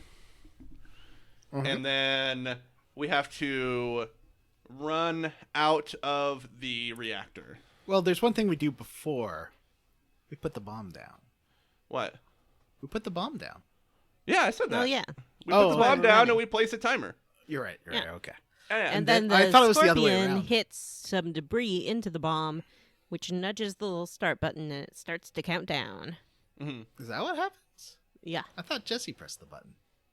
Well- Jesse is nowhere near this. Yeah. Oh, she doesn't okay. go to the bottom with you. Right. My one big complaint about the Scorpion boss fight is it has like a critical weakness. Like if you hit the tail with lightning? Is that the weakness? I think so. But it doesn't really react to it. No. Well, it And fills the stagger gauge, doesn't it? Yeah, but it should I don't know. I felt like it should have a more obvious oh, you did a good thing. It's like a Zelda boss. And it Let's doesn't really talk do that. about stagger gauge a little bit. It came out in Final Fantasy 13, and I think 15 had it as well, right? I believe so, yes. I don't love it as a mechanic. In this game, I feel like it works, especially if you... Well, and we'll talk about this more in a minute, but if you use the assess materia like you should, which is in Yep. every encounter, it'll tell you how to fill an enemy's stagger gauge. And if you do that, it makes all combat a lot easier. Huh. I have been using it. I didn't realize that it was telling me how to stagger them. I'll have to go back and look. It's like most of the time it does, sometimes it doesn't, but it'll tell you their weakness, and a lot of times whatever their weakness is will fill their stagger gauge. And I know that in Punisher mode, you're also filling the staggering, and Yeah. Tifa's attacks will do more damage. Like you should really be holding off all those unbridled whatever Unbridled strength, yeah. until they are staggered, because then she'll do gajillion damage. However, there other than bosses, no enemy will. She kills enemies so fast it doesn't matter at the beginning. She does, yeah, for sure. So so there's a little cutscene here, and this is probably, outside of the additional characterizations that you get from the Avalanche group, this is probably the first big deviation from the original. Is this cut to President Shinra and Heidegger? And they're talking about, because they see what Avalanche is doing. They see that they're about to blow the reactor up, and they kind of let them do it. Well, They've not been only watching that, it the whole time. they hit a button to make it worse. They Make it worse, everything- yes. Yeah, so they sabotage the explosion to make Yeah. them kill way more people. And this is a big explosion. Yeah, because the little bomb, when it goes off, just destroys the valve, essentially, so the materia Yeah. starts venting out. But they blow up the whole dang thing. And was this implied to have happened in the original game, or... No, I didn't think No, so. no. It's They're a little Han shot first, don't you think? yes, 100%. It's a little what? They're taking some guilt off of Jesse and Oh, yeah, for sure. Yeah. Yeah, By because being they're like, like, oh, "Oh." no, Han had to shoot that guy because he shot at him. He said, like, what did he say? McClunky, and then shot his gun. And so they're like, oh, no, it was President Shinra. He gave the code word McClunky, and then the robots blew it up. So these guys are actually really good, and, they're eco-terrorists, but they would never hurt anyone.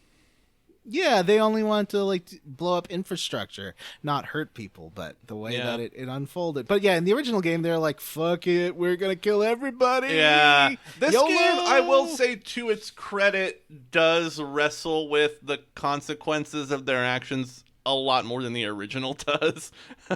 Even in this chunker, you get a little bit. You get more of it later in the game.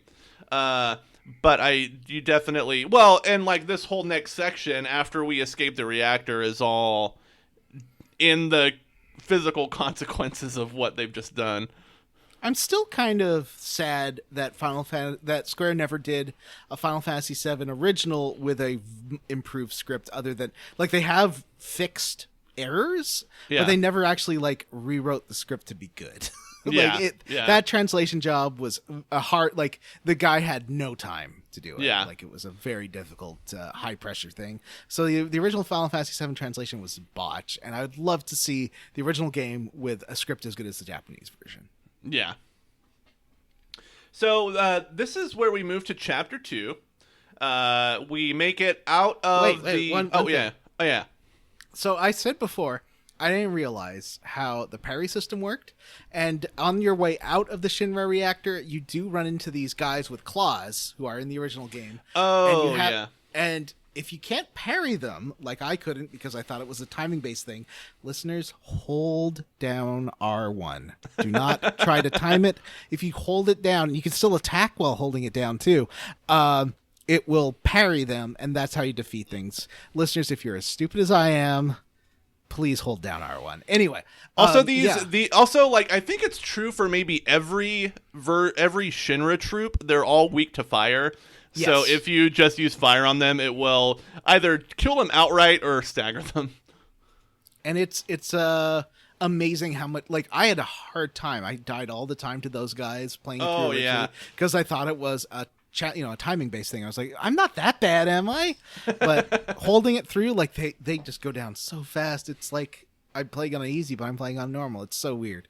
Yeah. Anyway, so we get out of Chapter 1, and Jessie's pretty. She gets almost killed by some falling debris. You help her out. This also happens in the original. Yeah, but in the original, she gives you an item extra. I think she gives you a materia here, right? Yeah. Yeah. There's interesting materia in this game. Some different stuff than in the original. I think one of the first materias that you get that's not a offensive materia is the deadly dodge materia. How does that work? I've equipped it, but I don't know what it does. So if you dodge, meaning you use circle to evade an attack, your follow-up is going to be stronger. I believe it's how it works. Oh. Yeah. So it's actually really useful against the riot shield guys. If you wait for them to open up. Yeah, so it's fire magic. Sure. So we get back into. Are we in Sector 8 here?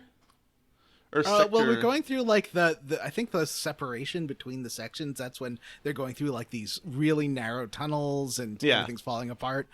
And you make your way out into Sector 8, I believe. And Jessie is upset for about 10 seconds. She just doesn't understand why the explosion was so big. She's like, was it a reaction with the Mako? Did I use the wrong components? And then after she's just like, it doesn't matter.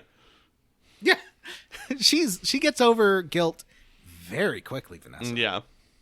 Despite the fact that there are people lying around dying in the streets. Yeah. I like all of I like this Sector 8, the set piece here, because you see firefighters trying to put out fire. You see emergency personnel trying to help injured people. Kids looking for their parents. Yeah, kids looking for their parents. It's very well done. I also, though, had a huge problem again with Clud in this section in that I had found a healing materia in the factory, and I walked by this guy who was lying on the ground, and he was going, "Help me, somebody help me, I can't take the pain." And I was like, great, I'll use my healing materia on him. No, not even an option. Wow. You can't Yeah, get wouldn't that be great if you could like walk by the people that were killed in the rubble and like use a phoenix down on them? It would be amazing. I would love it.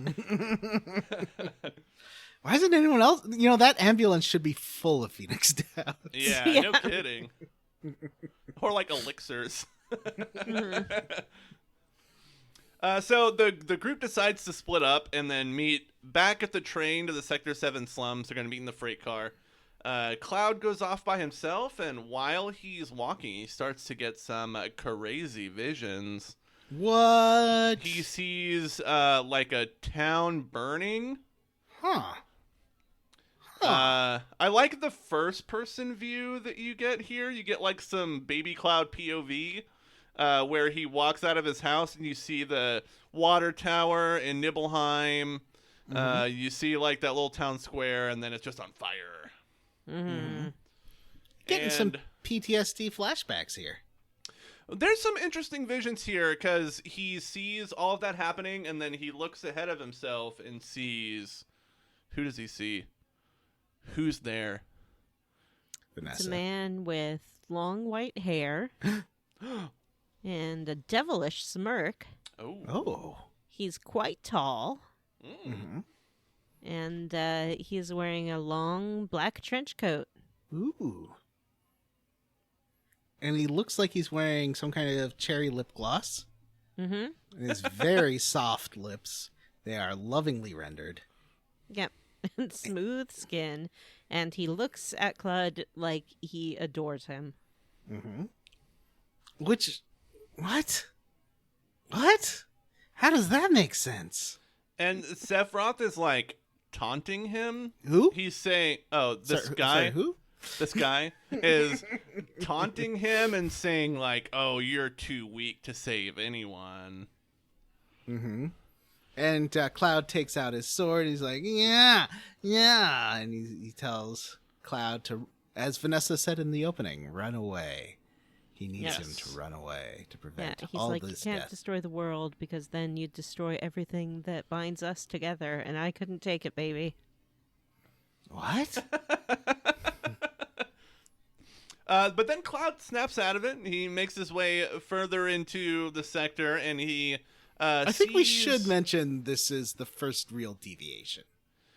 The first real deviation was the Shinra cut earlier. Oh, you're right. Okay, second real deviation. This is here. probably the biggest deviation so far. Yeah. The most substantial one from a story There standpoint. was no Sephiroth in Cloud escaping. No. What's he talking about? I think your first exposure to Sephiroth in the original was when you got to Shinra headquarters. Yeah. I think there might have been a flashback or something about him before that. I think so, maybe? yeah. Well, I think maybe when you do one of the reactor missions, Cloud has I think the second second reactor, one, yeah. You do get a flashback about Tifa and all that. Yeah, that's right. Yeah. But yeah, that's and Sephiroth seems to know stuff that we don't. Yeah, and he also does a real Emperor. Yes, focus your hate. Yeah. And then things actually get weirder when we meet Aerith. In the original game, they get kind of like a meet cute where Cloud is like running away from Shinra and he kind of like bumps into Aerith. In this one, he's walking down the street and he sees Aerith like batting away invisible enemies. Mm-hmm. She looks like she's like fighting off little gnats or flies or something. Yeah. And she touches him, and suddenly he can see them too. Yeah. Mm-hmm. And they're these like weird, they're like robed ghosts. Yeah. And the game calls them whispers. They remind me of the ghosts from Final Fantasy VI on the train. Mm-hmm. Oh, interesting. And then they leave, and she's like, "Oh my god, thank you so much for scaring them off. Do you want a flower?" And as Claude, you can either ask her how much it is or be like, "No way, that's dumb." Yeah, I love that it kind of clicks back onto the Final Fantasy VII track right here. Yeah. As soon as the whispers leave, it's back to the original game. Yep. So I asked how much. She gave it to me for free. And then Claude gets to wear his little yellow flower in his vest for the rest of this chapter, which I really enjoyed. He looks very handsome. No, he doesn't. He looks like a child. Also, you run into Jessie, and she's like climbing on things and being like, "Follow me," but then runs away. And it's right about now that I forgot the name of the like city security starts running after you more. Yeah, they show up, and then Aerith takes off. She's like, "Nope, bye-bye." I don't want anything to do with whatever's going on with you, buddy. Although, one thing I really like, Aerith is like sees Cloud and says something about him that's like a little bit off. Like she's like, "Oh," she knows something. I don't know. I thought that was interesting. She makes a comment and then stops herself from talking more about it.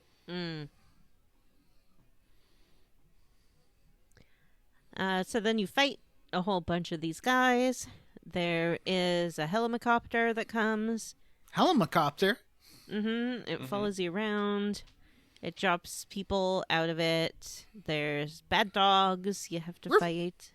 Oh, I don't You like get a fighting little the dogs. you get a little mini boss fight here too against an enemy called the Huntsman, which is like a red clad riot shield soldier guy. And he Do you can have a good burn just like technique the for rest of fighting them. those riot shield guys? Because I Fire. don't feel like I really mastered it. Yeah, That's what cast I was fire. doing. Yeah. Or you And you can can like wait for them dodge to behind attack them. and dodge it, and roll behind them and then attack them. Or wait for them to attack and hold down your go into Punisher mode and hold down R1. I don't know if it works the same in the way you're playing, but if you hold down R1, it goes into parry if you're in Punisher mode, and when they come to attack you, they stagger back. You can do a whole bunch of attacks on them. Interesting. Yeah, I just cast fire on them, and then I felt like maybe I was cheating, but there is no cheating. No, there isn't. There's no cheating. It's in the game and deliberately in the game that they're weak against fire.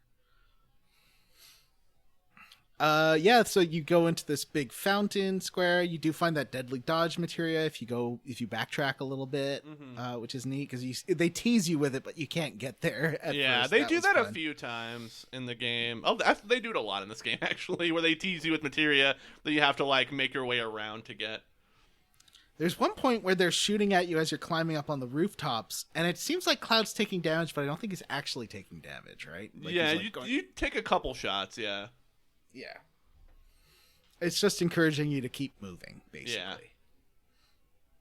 Yeah. So then you get to, after you defeat the Huntsman, you get surrounded, and this is, once again, we're totally on the Final Fantasy VII train here, metaphorically. And suddenly, a train starts coming, literally. And Cloud does a super cool jump onto it. Yeah, this is right from the original. Cloud gets surrounded by enemies and just does a "see you later" and jumps onto the train. I was like, Cloud. Even I was 18, and honestly, I think I dug it originally in the game when he did that like backflip onto the train. Yeah. I was like, yeah, Cool. radical. So we go into the freight car, and we meet up with the rest of the Avalanche group. What's the freight car named? What is the freight car name? What? The name of the freight car? Desire. A streetcar named Desire, John. Yeah. I was just doing a bit. I thought it'd be fun. Listeners, it wasn't fun. Yeah. Sorry. He was quoting Tennessee Walliams over there. Quoting Kentucky Williams. Jim just left. He didn't like that bit so much. Yeah, Jim didn't dislike that so much. So on the freight car, this is where we get Barrett's acting like a crazy person. Yeah. Like, if this group is the most conspicuous looking group, like they're like, oh, I wonder who the terrorists are. Maybe it's the people with the bandoliers and bandanas, Yeah. and the guy And a with gun the for an arm. the guy with the gun arm who's yelling at all the Shinra employees. Yeah. And he's also twice as big as any other character model in the Yeah. game. Or maybe the guy with the giant sword.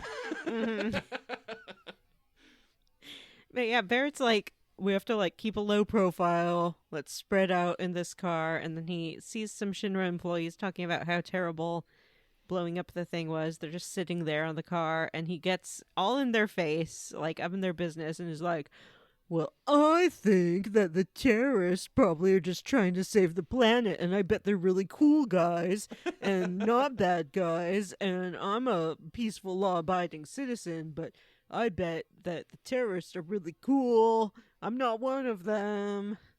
He does this a little bit in the original. I want to say in the original he fires his gun on the train. Maybe I'm misremembering. No. But like he did that a lot in the original where Yeah. it showed him like His arm, like he does a little spray up. He doesn't do that in this one. And I do like that one guy stands up to him.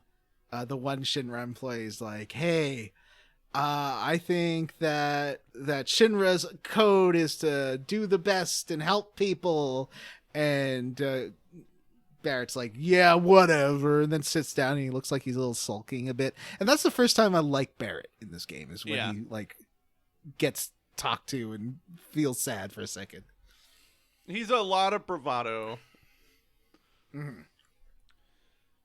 So we make it to the Sector 7 slums. Barrett immediately runs off because he wants to go see his little Marlene.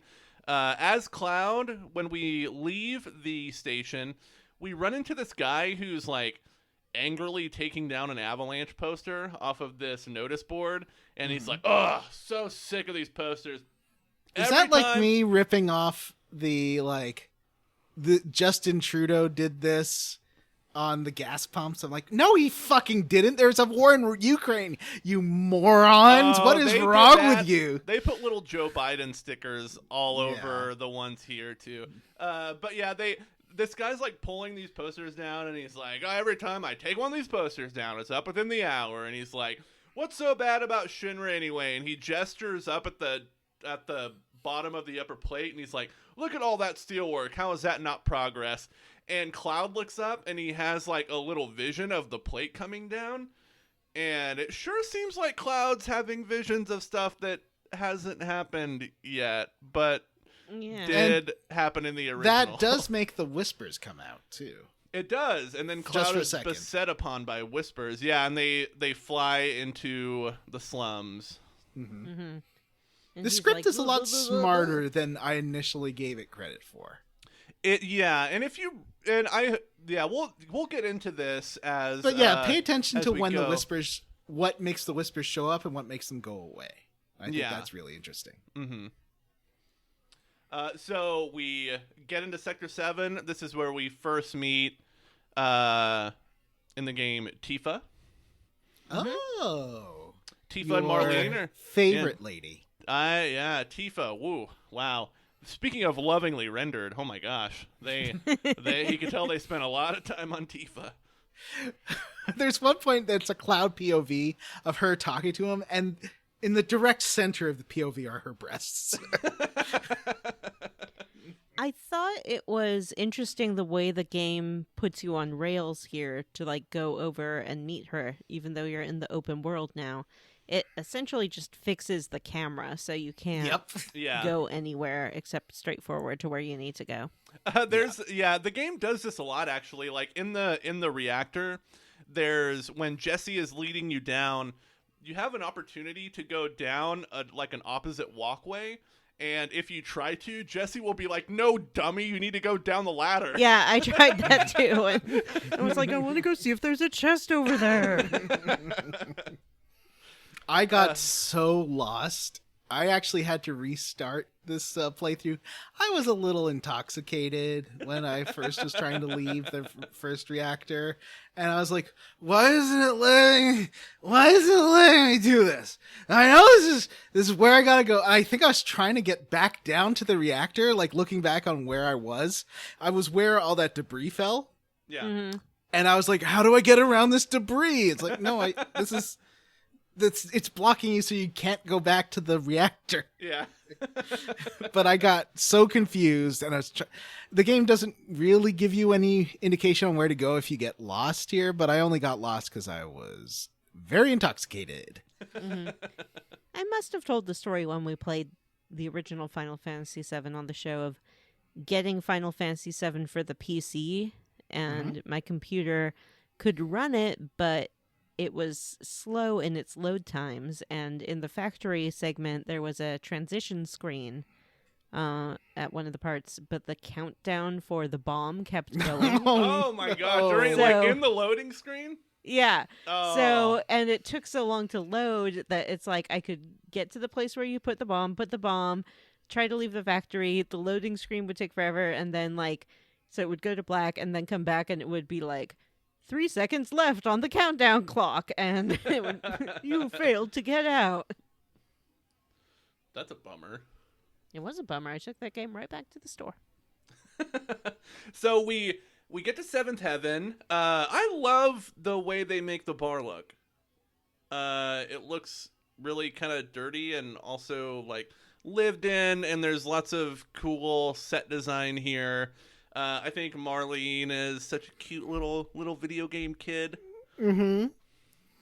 There you get introduction to her and her dad together, and he turns into Barrett's like a such a big old doting softy. father. Yeah. Yeah. I like it. Although he does do the TV dad thing of, oh, child, I'm such a doting father to you. Run along now. Yeah. Although, there's just some narrative weirdness, because when you get into Seventh Heaven, Barrett is sitting at the bar with Marlene. Cloud says he wants his money. Tifa says to go talk to Barrett. So you go say something to Barrett, and he's like, I'll give you your money later. The next prompt that you get is to interact with Marlene. And when you do, she looks at you, and she's terrified of you, and she runs away. And Barrett gets up and acts like he's going to fight you.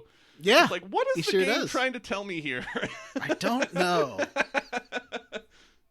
I guess it does show the relationship between those two. Although, you know what? Never mind. It doesn't. I don't think it really changes. It Does it? doesn't. Mm-mm. Yeah, it's her and other characters that change. Yeah. Weird. But Barrett says, we'll give you your money tomorrow. Tifa takes you outside and says she found an apartment for you. She knows you don't have a place to live, and since you're gonna need to stay the night to get your money, she's like, you might as well just shack up in this empty apartment, rent free, because I am good friends with the landlady.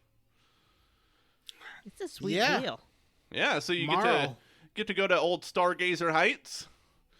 And this is Marl where you get does your little look apartment. like Janeway. She reminds me of the actress who plays Janeway there. I put this in the What? notes, but it should be illegal. Kate Mulgrew. It should be illegal to name a who it character Marl in a Square Enix game that's not Chrono Trigger. You can't Yeah. you can't reuse a party character name in a different RPG. I'm sorry, you can't. What happens if it is her? You ever think about that? They have similar haircuts. They have similar Yeah, haircuts. yeah. Whoa. Crossover. This game, and I'm not gonna say what it is, but this game does have an Easter egg that ties it into another Final Fantasy. So Oh, interesting. it Okay. does. Yeah. Huh. And not the one you think. Not the one you It's think. not the one you think it's gonna Not be. the one you think.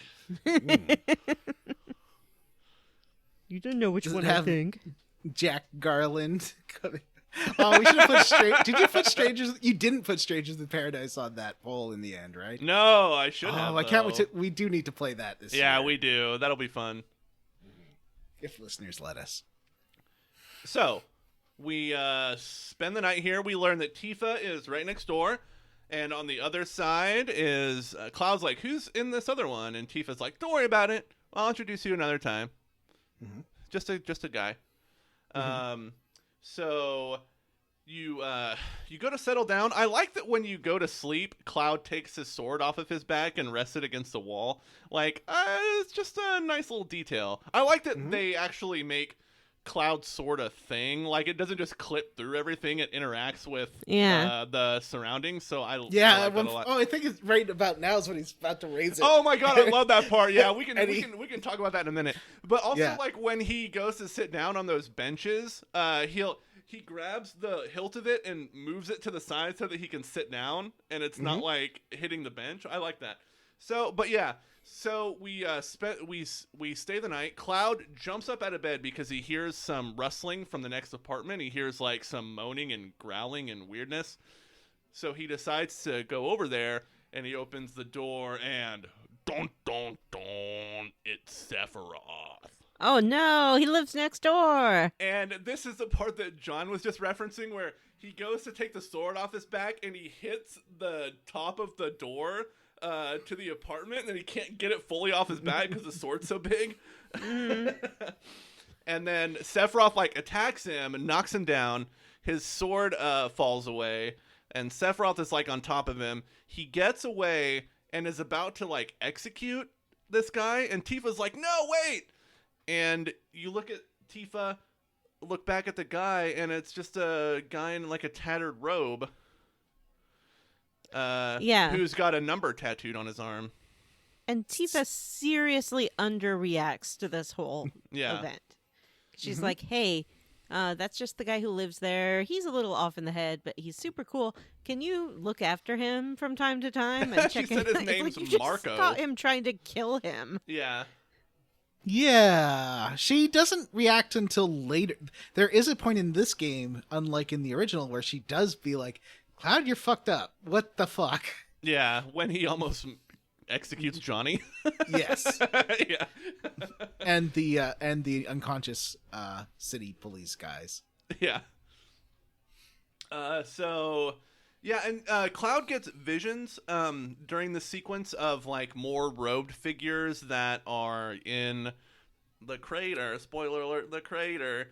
Muttering reunion, which is the scene from the original where you go where you first confront Sephiroth in the Whoa! That sounds like a lot of advanced knowledge here. See, yes, Cloud's having it's visions hard. of stuff that hasn't happened yet. True. That's true. That he is having visions to stuff. Yeah, stuff that, like, in this timeline has not happened. Yeah.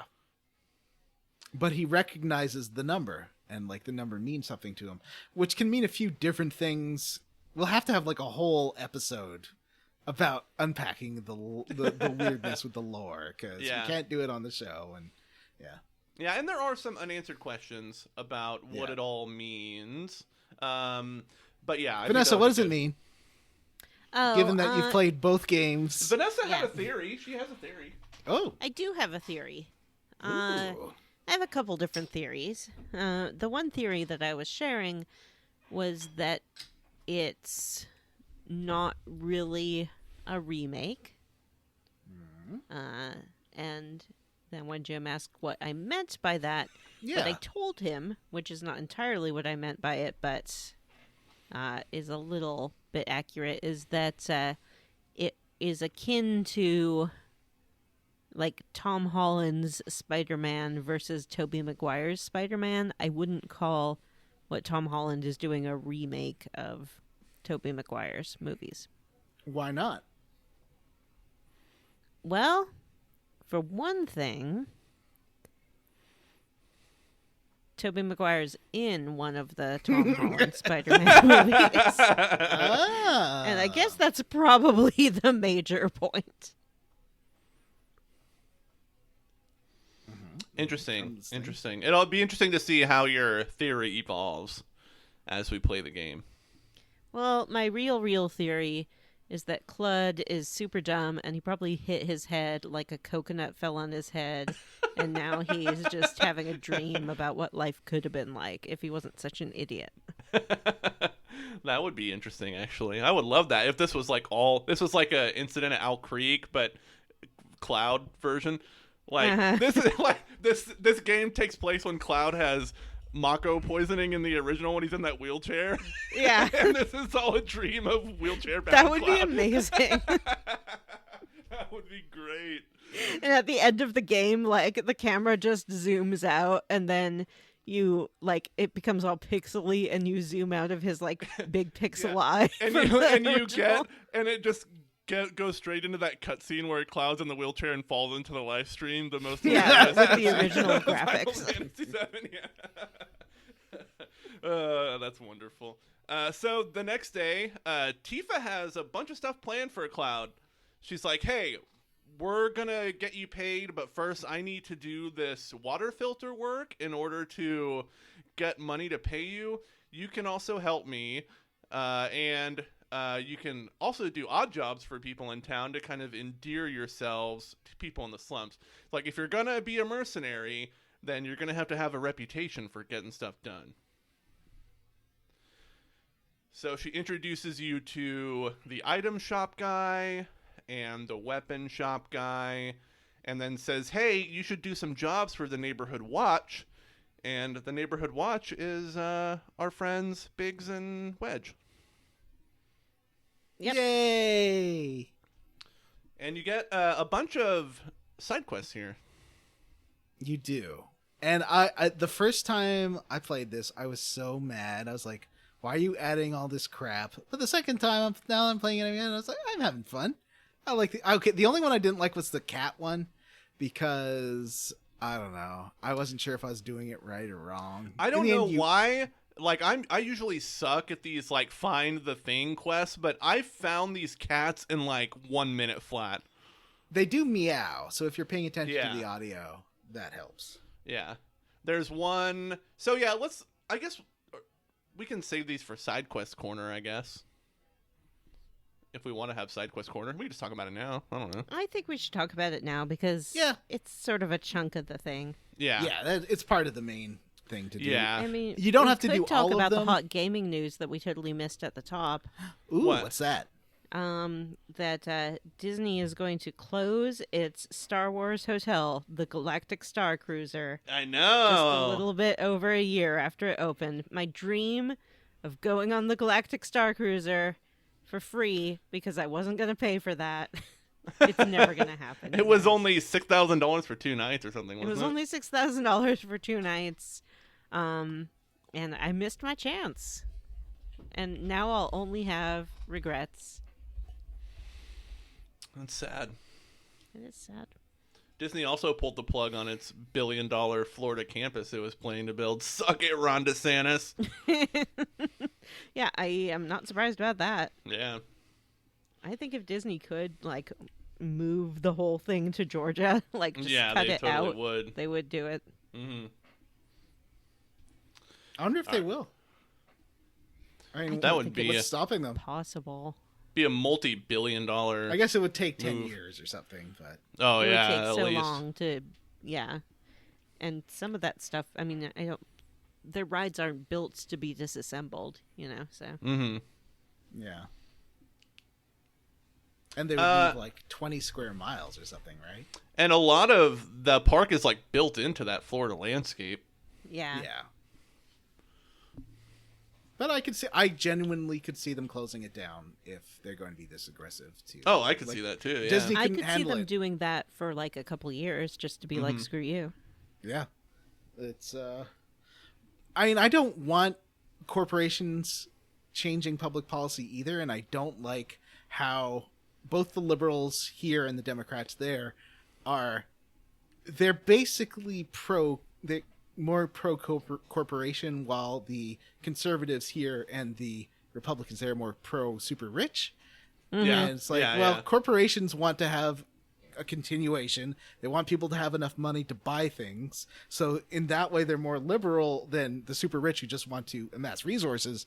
But anyway, it's a whole complicated thing, but it's just something I've It been is. noticing Yeah, in it's like you could be it's kind of like being pro-consumer, pro-corporation. There's a lot of nuance there. Yeah. It's complicated, but I'm obviously super against Ron DeSantis because he's a fucking bigot. A Oh piece of yeah, Yeah. he's a trash. piece of shit.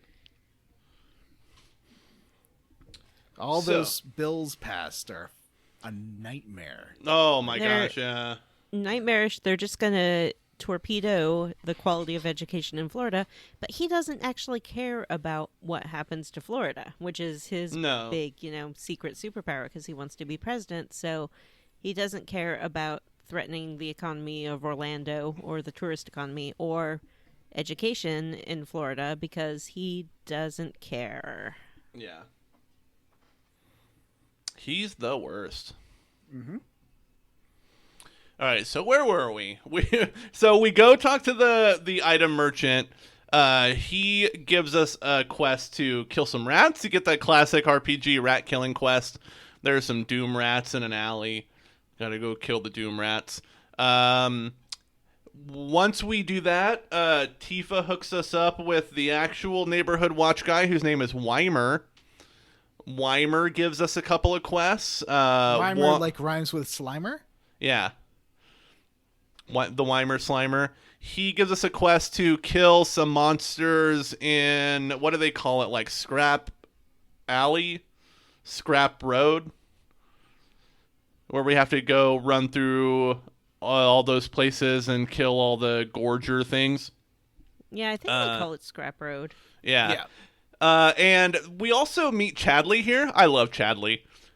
Yeah. Love I like Chadley that so much. You're like, Cloud's like, yeah, I'm not going to help Shinra. He's like, actually, I'm trying to take down Shinra from the inside. Yeah. But like hint, you should do these Chadley quests because he develops some very, very, very, very useful materia. And a lot of them just boil down to using the assess materia whenever you can and exploiting enemy weaknesses to stagger them. If you just do that, do those two things, you'll cross out a lot of these Chadley quests without even trying. So just keep that in mind. Yeah, I've already done 2 of them. Yeah, there's like a monster research one that has multiple levels. There's a stagger effect one that has multiple levels. There's some that are specific to Tifa, I think. About using her abilities. Yeah. So that's one thing to keep in mind. But yeah, they're all pretty easy if you read the descriptions and understand how to use the game mechanics. But I love Sweet Chadley. He's the best. What's that little visor? Yes, yeah, he's got the little VR thing. Mm-hmm. There's another quest where there's like a super Shinra hound that's loose in Scrap Alley that we got to chase around and kill. It looks like one of the dogs from Dragon Age. Like it does. Yeah, Mm-hmm. that's a tougher one. That's the only thing that killed me because I forgot to keep an eye on my health. I had not been since I'd been having such an easy time. Oh no! Yeah, Did it was. kill me. It was a toughie. Oh yeah, and from the weapon Even on merchant, story? this thing is very tanky. Huh. But I'm just surprised even on story mode it could kill you. It didn't kill me, but it took a while to take it down. yeah. Oh, okay. And from the weapons merchant, we get our first alternative weapon. Ooh. And we get the Iron Blade for Cloud. And this one is where we learn how to collect abilities, weapon abilities. And also where we learn to upgrade weapons. Mm-hmm.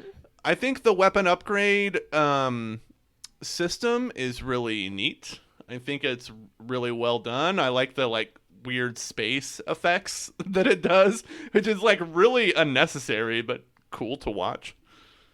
It looks exactly like. Do you ever play Final Fantasy 13? I played it a little bit, yeah. The level up system for that in the Crystarium. Looks Exactly like this, mm-hmm. except for that you have to hold a button down as this little path goes between the different nodes. Yeah, I like this. The weapon upgrades are cool. I like that each weapon has different, strengths to it. Certain weapons, a lot of the upgrades are MP and magic attack based. Weapons like the Buster Sword are very physical attack power based and defense based.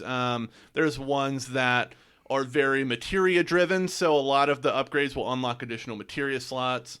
There's a lot of cool stuff going on with these weapon upgrades, and it's worth it to, like, as you gain more weapons and complete chapters, take some time, like maybe 10-15 minutes to go in and just upgrade all your weapons at the same time, because like we said earlier, you're going to collect AP for all of your weapons even if you're not using them. So it's worth it every once in a while to go in and just spend those ability points to unlock additional stuff for your weapons. It's really neat. Okay. Yeah, I like the level up. I mean, I like the Crystarium. I mean, it's a little stupid. Like, yeah, it's kind of stupid. It wasn't like a galaxy like in this one. It was like these crystals. Yeah. Last time, but I like this system. It's a fun level up system. Even if it's a little goofy. I will say too, like, one of the things that I appreciate about the way that it handles the differences between characters in this game is that I feel like the game really understands that Cloud and Tifa are super melee driven. You know, they're punching and swinging swords. Barrett is just shooting his gun, and that's kind of boring. So all of Barrett's weapons have a shitload of materia slots because, like, if they're like, oh, it's going to be pretty boring to play as Barrett and shoot stuff, so you might as well have, like, a lot of magic options. So Barrett is kind of like the mage character in the game, which I think is really neat. Like, you get a ton of materia slots for Barrett's weapons in this game. Oh, that's cool. Yeah. I liked the whole factory one. Did you? Sorry if you talked about this. I have a work chat on the other window. No, we haven't talked about the factory quest yet. Yeah, you have a couple ones there. Yeah. True. Yeah. And the second one's definitely optional. I know I'm not sure. I think the first one might be as well. I think the only they're one you both really optional. have to do is kill the rats, the Doom Rat. Well, no, the first one is to kill the lesser drakes, and then the second one you have to find the key card. I mean, I think the only side quest you really have to do is the Doom Rat one. That I think you're right. Gives you. Yeah. You don't have to find the cats? I don't think so. But why wouldn't you? I why totally found those cats. I did all of these. Yeah, me too. You get a special. I didn't last time. I think I couldn't find all the cats. Oh, really? And so I didn't get the scene of Tifa and Cloud together. Or it was different. I don't think I got the option to choose a dress for her. At least I mean, it's been 3 years, but I don't remember that. Yeah. Well, let's talk about that. So if we complete all the quests, we get another map marker. And I think this quest, there's like a name for this quest. I can't. Oh, Finally Alone or something like that. But you go back to the apartment, and your Tifa gives you your water filter and says, "Hey, go replace the water filter in your apartment." So you go do that, and you go to Tifa's apartment, and she asks you about. Oh wait, before we do this, let's talk about Johnny. Oh yeah. Let's talk about Johnny. It's about time. Yeah. We have this discussion. Yeah. I'm really... Wait. What do you mean? Johnny is a talker, Yeah, ladies I and know. gentlemen. I like to talk. It's And really others. fun. There's... Okay. Real talk here for a second. And this is a classic Johnny, Vanessa, and Jim diversion. Nat's not here to stop me. I was listening to a podcast, friend of the show, Gayest Episode Ever. And they were talking about the show Parks and Recreation. Have you seen this show? Yes. And Vanessa? Yes. They were talking about the scene where Ron, that's his name, right? Ron, I don't remember his last name. He goes up Yeah. to Leslie Knope and says, okay, here's the Ron situation. Ron Swanson goes to Leslie Knope. He says, okay, here's the situation. And Leslie's like, my parents were gone on a week's vacation. And talks about borrowing their Porsche and singing, and she just starts singing "Parents Don't Understand." Remember that? Uh-huh. And then he's like, "There's a fire." And on Gayest Episode Ever, the host says, this is Drew Mackey says, if someone did that at my workplace, I would quit. And I had, weeks before, done that exact thing. Not that exact song, but someone had led up to something, and then I sang. Oh, it was I started singing The Distance because they were saying something like that was a line from Going the Distance by Cake. Yeah. And I started singing The Distance in a work meeting and like singing it, and everyone was just staring at me only for like 20 seconds. And I just felt like that was a personal attack on me as someone who has done that literally at a workplace. It was definitely a personal attack on you. They probably found out about it and put it on their show. And I think that we have beef with them now. Podcast rivalry. Yeah. And as always, when we have beef with a more popular and better podcast, they will never hear about it. Well, we could do another ad on there addressing the beef. And tell them that we have beef. No, I told Drew. He knows. We know each other. I know Drew. All podcasters know each other. It's Yeah, true. exactly. We all hang out. Yep. Anyway, so that's I'm the type of person who would do that in real life. Do with that information as you will. Apparently some people would quit a job rather than work with me, which honestly, there have been coworkers who just did not like my shit, and I felt like Homer in that episode with like Frank Grimes, where Frank Grimes hated Homer. Yeah.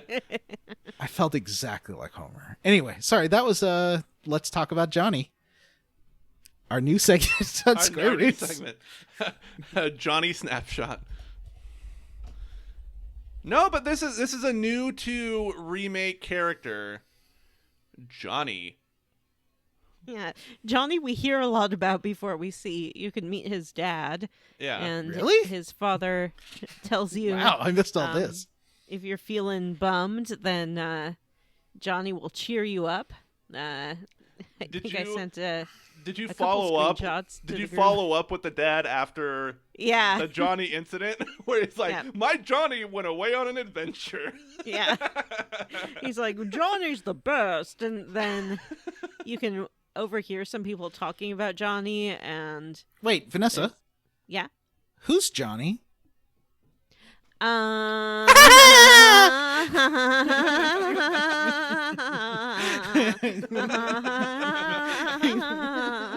What a special way of laughing, Vanessa. Yeah, that's my special way of laughing. You can overhear people talking about, oh, Johnny's kind of a lot to take, and the other guy says, yeah, but you just gotta love him for who he is. I hope so. Aww. There's a lot of talk about Johnny. We finally get to see Johnny when we come across some Shinra soldiers dragging him, not soldiers, like, I guess Shinra workers, we should say, Shinra Yeah. security, Yeah. dragging him out of his house, and basically accusing him of being a terrorist. Yeah. I was a little bit confused here because they haul him away because they say he's, a suspected terrorist or whatever. And then he mentions his ID getting They mention taken. his ID. They're like, your ID pinged when, leaving the area of the explosion. And he said, oh, that's impossible. Unless Jesse took my ID. And then they're like, your ID didn't ping, idiot. You just gave us the name of one of the Avalanche people. Oh, okay. I got you. Which, in the United States, police are allowed to do. They can Yeah. lie to you in order to coerce a confession. Huh. So at this point, Cloud and Tifa are like, all right, we gotta help Johnny because he's obviously really stupid and he can't keep his mouth shut, so we need to make sure that he doesn't get interrogated by Shinra.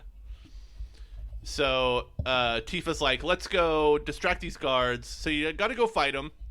And after you beat these guards, Cloud's like, well, we better kill Johnny.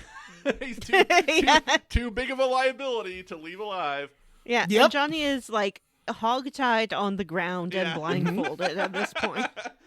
And this is the first, like, Tifa's kind of been a little like, when you want someone to be doing okay, so you're acting like super happy and nice, and Tifa's being like that to Cloud, like she's in just super denial that he's totally fucked up.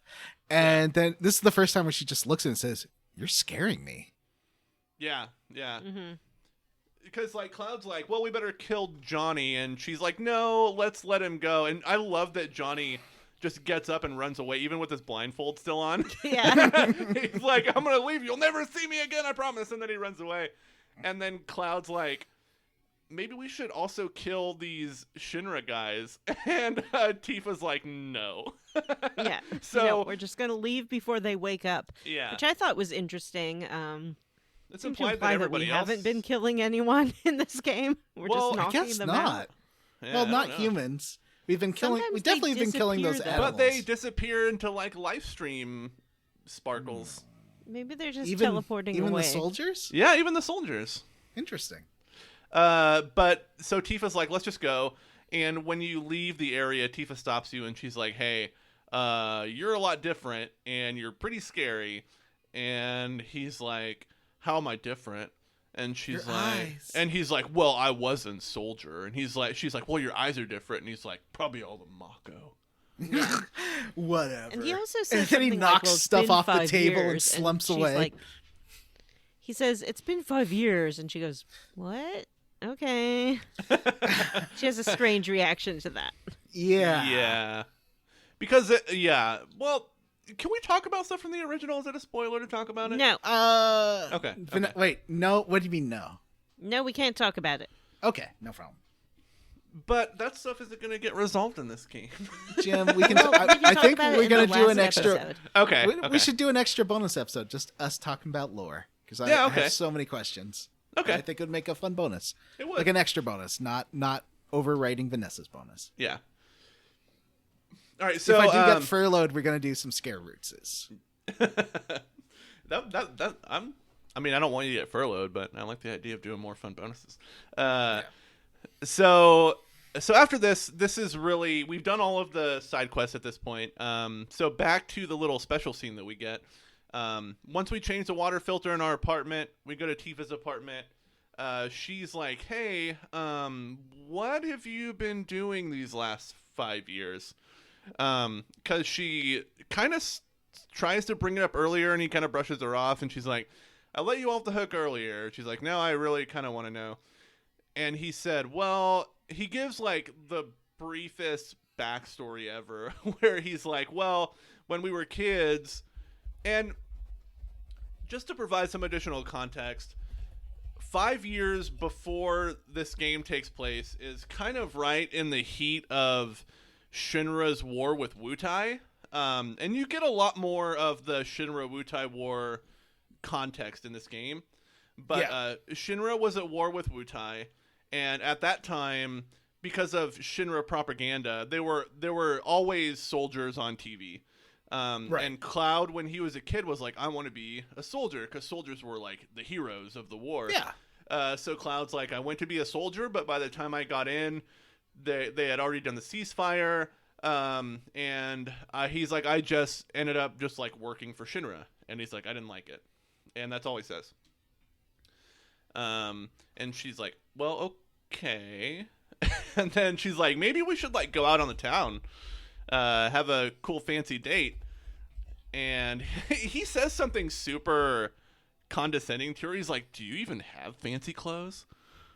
I was like, that's fucking rude, man. You haven't seen her for 5 years. How do you know what's in her closet?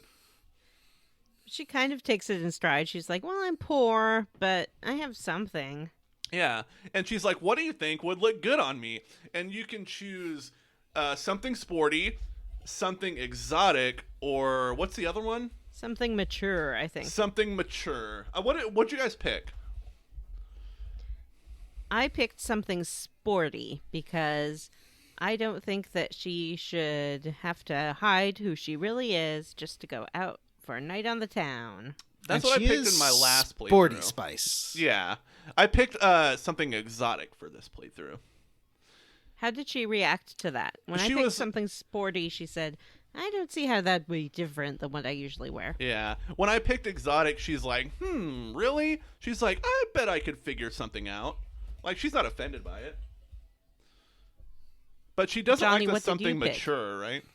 Yeah, I picked something refined, and she's like, you're right. I guess we're grown up now. She did not want to dress. Refined in isn't something. an option. Yeah, it is. It was No something way. Wait, what were the three options? Mature, sporty, or exotic. exotic. I 100% got refined. Maybe it is refined, exotic, I'm looking and at a sporty. screenshot right now. Oh shoot! And it says refined. I'm sure it said refined. It doesn't say refined. What? Then why would Did Johnny why would that be unlock stuck a in my secret head? dress option? Tifa I'm sending you dress the screenshot. refined. Oh yeah, it is mature, sporty, and exotic. Wait, okay, but Tifa's 3 dresses are refined, sporty, and exotic. What? That's what it says here. But I look just at Googled the it. screenshot I just sent in the group chat. Okay, I'm going in. Where's the group chat? Sorry, friends. Listeners, this is what happens when Matt's not here.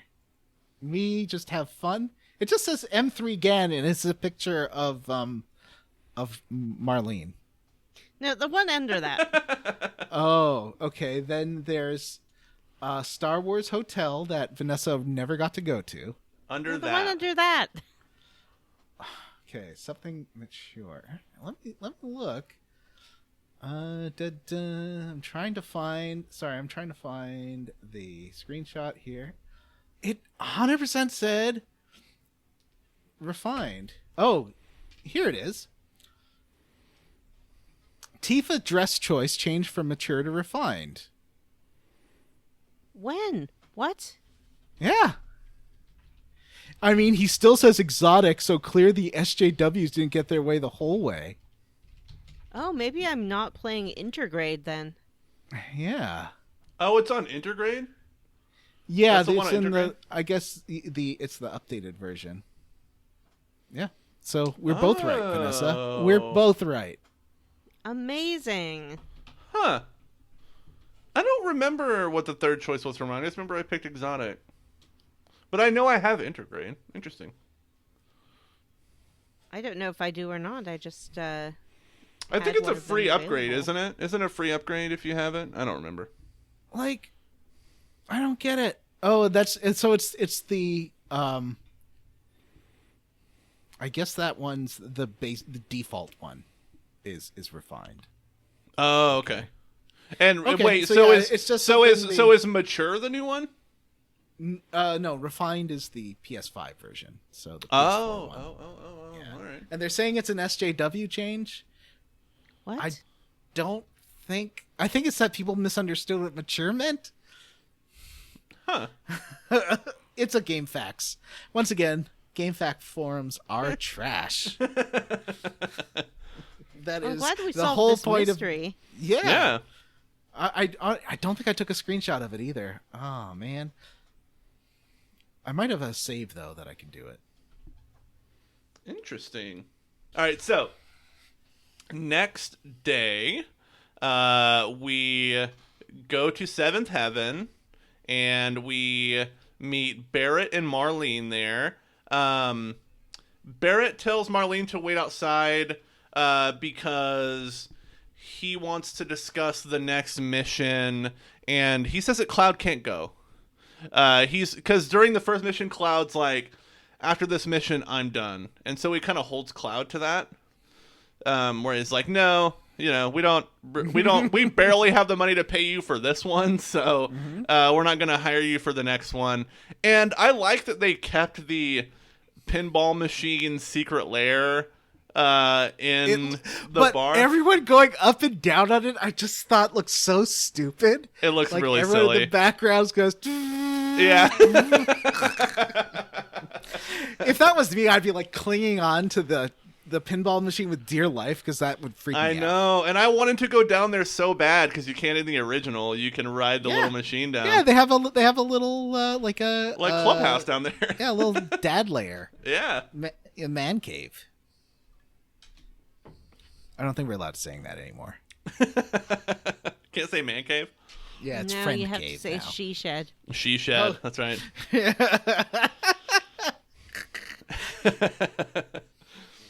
So Cloud is like, all right, well, whatever, as long as you pay me. So he's like, you need to wait here. And so now we got to kill some time in Seventh Heaven. This is where we can play darts. If you're a dart player, Yep. this dart game. I did it. I got that rocks. stupid Chivo. I got it. You get a cool materia prize too. Where? I didn't get any Later in the prize. game. So after this, when everybody's partying, you can talk to Wedge, and Wedge will give you, because Wedge is the top scorer before you take his high score. He'll give you a prize. He'll give you a materia, I think. I didn't get one from him. I guess I didn't talk to Wedge. I'm gonna go reload. I have a bunch of saves, so I'll go. I think you get it here. I'm like 90% sure. Because I just had Jesse give me one, and that's it. Yeah, Wedge is like, hey, congratulations on being top dart guy. Here's a cool materia. Well, I should have talked to him twice, I guess. Yeah. So This reminds me of another talk about Johnny. You know that job I said where everyone disliked me and I felt like Frank Grimes? Yeah. Uh-huh. They were like, oh, let's all go out for beers. And I was like, oh, so I guess, so can I come with you? And they're like, no, you're on shift. Even though they all were on shift. Oh no. And then they, like, the girl came back. She liked me. She was the only one that liked me. She came back. She's like, oh, and Simon Pegg was at the bar. Oh, it was What? amazing. There's like there's an episode of The Office where Michael Scott goes to like an improv class, and everybody hates him because in every scene that he's in, he just pulls out a gun and says, "Freeze! I have a gun!" And at the end of the class, they're all going out to a bar, and he's like, "Oh, can I go?" And he's like, "Actually, it's a private party. There's a mutual friend that we all know in different ways, but you don't know." Oh, yeah, and it's, what's his face? Ken Jeong that says that. Yes, yeah, it's really funny. All right. I think I am going to get that Switch tonight. I'm going to just return the one that took forever to ship. You got the Switch fever. Well, I have to switch to this integrated version. Although it looks like I can finish the version I'm playing and then just play the Luffy stuff on that. Yeah, Yeah. Yes. Good, because I don't want to replay the chunker I already played. The only thing, I think it just runs better on the PS5 version, right? Yeah, It's I running think you're right. fine. Yeah. So they say Cloud can't participate, but Jessie feels really bad about it. She's like, "Hey, sorry you can't be in the mission, but I need to talk to you later because there's something I need you to help with." So Cloud's like, "All right, whatever." They like start partying because the next day they're gonna do this big mission, and Cloud can't hang out because Barrett doesn't like him. So he goes to leave, and outside of the bar are these like hoodlum guys who are like, "We're looking for a gun arm, man." And Cloud's like, I might know him for the right price. He's going to betray his friends. Yeah. And They then aren't his they're like, friends. "Let's go to this alley and talk about it." I never once thought that he was going to betray his friends. But Yeah. it seemed like he was going to. They just weren't going to pay him. I think if they'd paid him, he would have. Yeah, I bet he would have too. He would have not. He wouldn't have betrayed Tifa, but he would have totally betrayed Barrett for sure. No way. Listeners, what do you think? Email us at squarerootspodcast@gmail.com. I'm sorry, did I space out when we talked about how he drinks pee in this chunker? No, you didn't talk Oh, about that. yeah, we didn't talk about the drink. Yeah, she does make. Let's talk about that for a second. Yep. So Tifa makes Cloud a drink. He wants something hard and sour. Hard and bitter. Hard and bitter. And she makes him what appears to be a glass of bright yellow urine. It's a glass of pee-pee. Yeah. Although just I pee-pee. think they call it, isn't it a Cosmo Canyon cocktail or something like that? No, Yeah, that's what the- she makes that's him the red after one. He, Oh, okay. He doesn't like the pee-pee. This was the one that's a little hard and bitter, and she's like, Yeah. "Yeah, just like you." Yeah. Say that. And then he sips it, and she's like, most people would say something nice right about now. And he's like, oh, yeah? I'm not And- most people. Yeah. And so then she makes him the Cosmo Canyon. But I've never seen a drink that color. Maybe Gatorade? It's like that has Malort. that kind of fluorescent yellow. Just, I think original Rockstar sugar-free, if you pour that out into a glass, is exactly that color. Yeah, so maybe that's what she made him. And Red Bull. She made him Rockstar sugar-free. Isn't Malort that color? You guys ever heard of Malort? No, what is that? Malort is a liquor that they drink primarily in like the upper Midwest. It is a disgusting bitter liquor that's like famous in Chicago. It's something that they drink in that area. It's like a regional thing. It tastes fucking disgusting. Oh, maybe that's what he had. Yeah. Jepson's Malort liqueur. I think it's made with like anise and other stuff. It's gross. Does it taste licoricey then? No, it tastes like shit. There's an article that I read a while ago that's like ways to describe the taste of Malort, and one of them was like piss that's filtered through an old boot. All right, so I think it's canon that he's drinking Malort.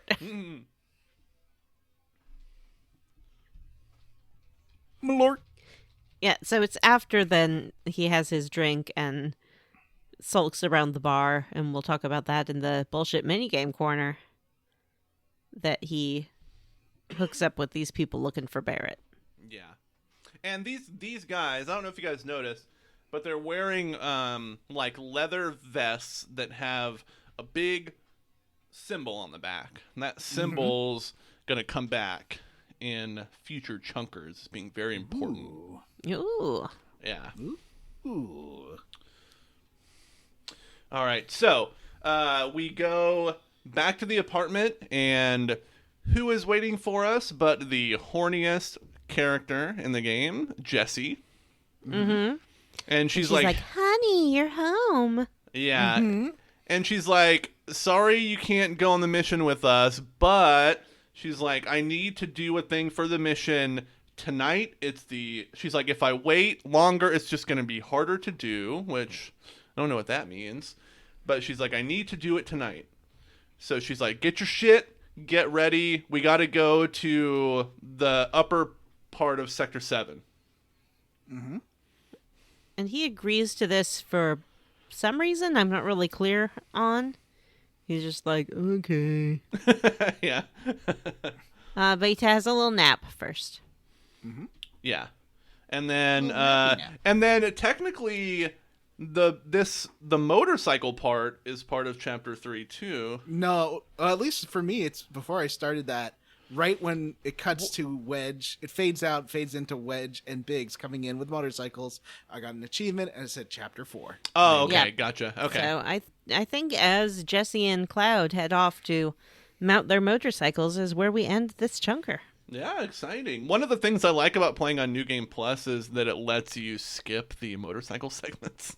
Oh, does it? that'd be Yeah. amazing.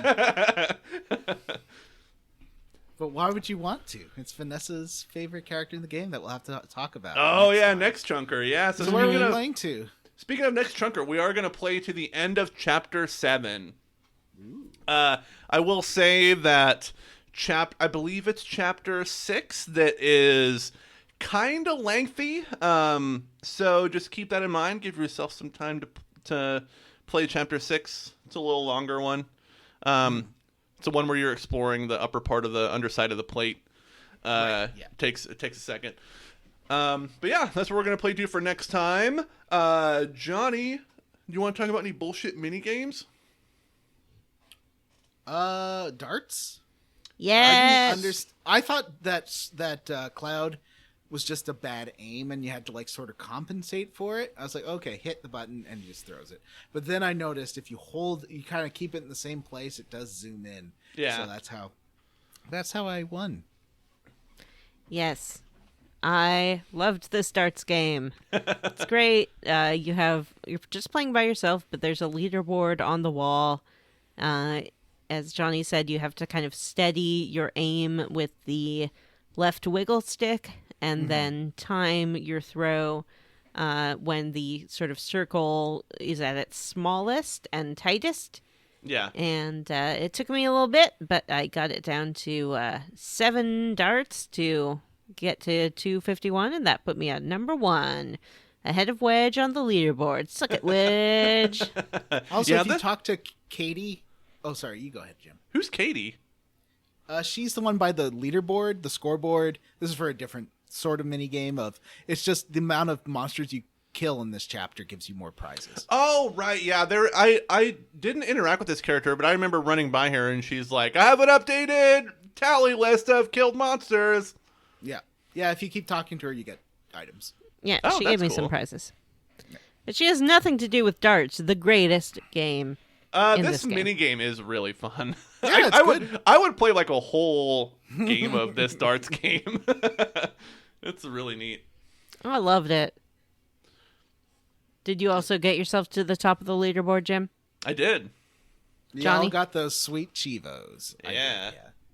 did, There's a lot of great mini games in this game. I'm excited for us to play like the workout ones and all the rest of them. They're gonna be fun. Oh, that workout one is a nightmare. Yeah, I know. So let's talk about what we're squarely against. John, what are you squarely against? I still feel like I definitely don't have I need to keep playing. I want to see what's different. Like, why is this game making me waste my time feeling that I did the first time? Mm-hmm. I still feel like the pacing's a bit weird. I'm kind of Yeah. squarely against the pacing of mostly chapter 3. Although chapter 2 just adds stuff sometimes it just feels like it's just padding. And Yeah. there is a lot of that to this game. And I'd say playing it a second time, now that I know more about the game and I know what to expect, I can enjoy it more.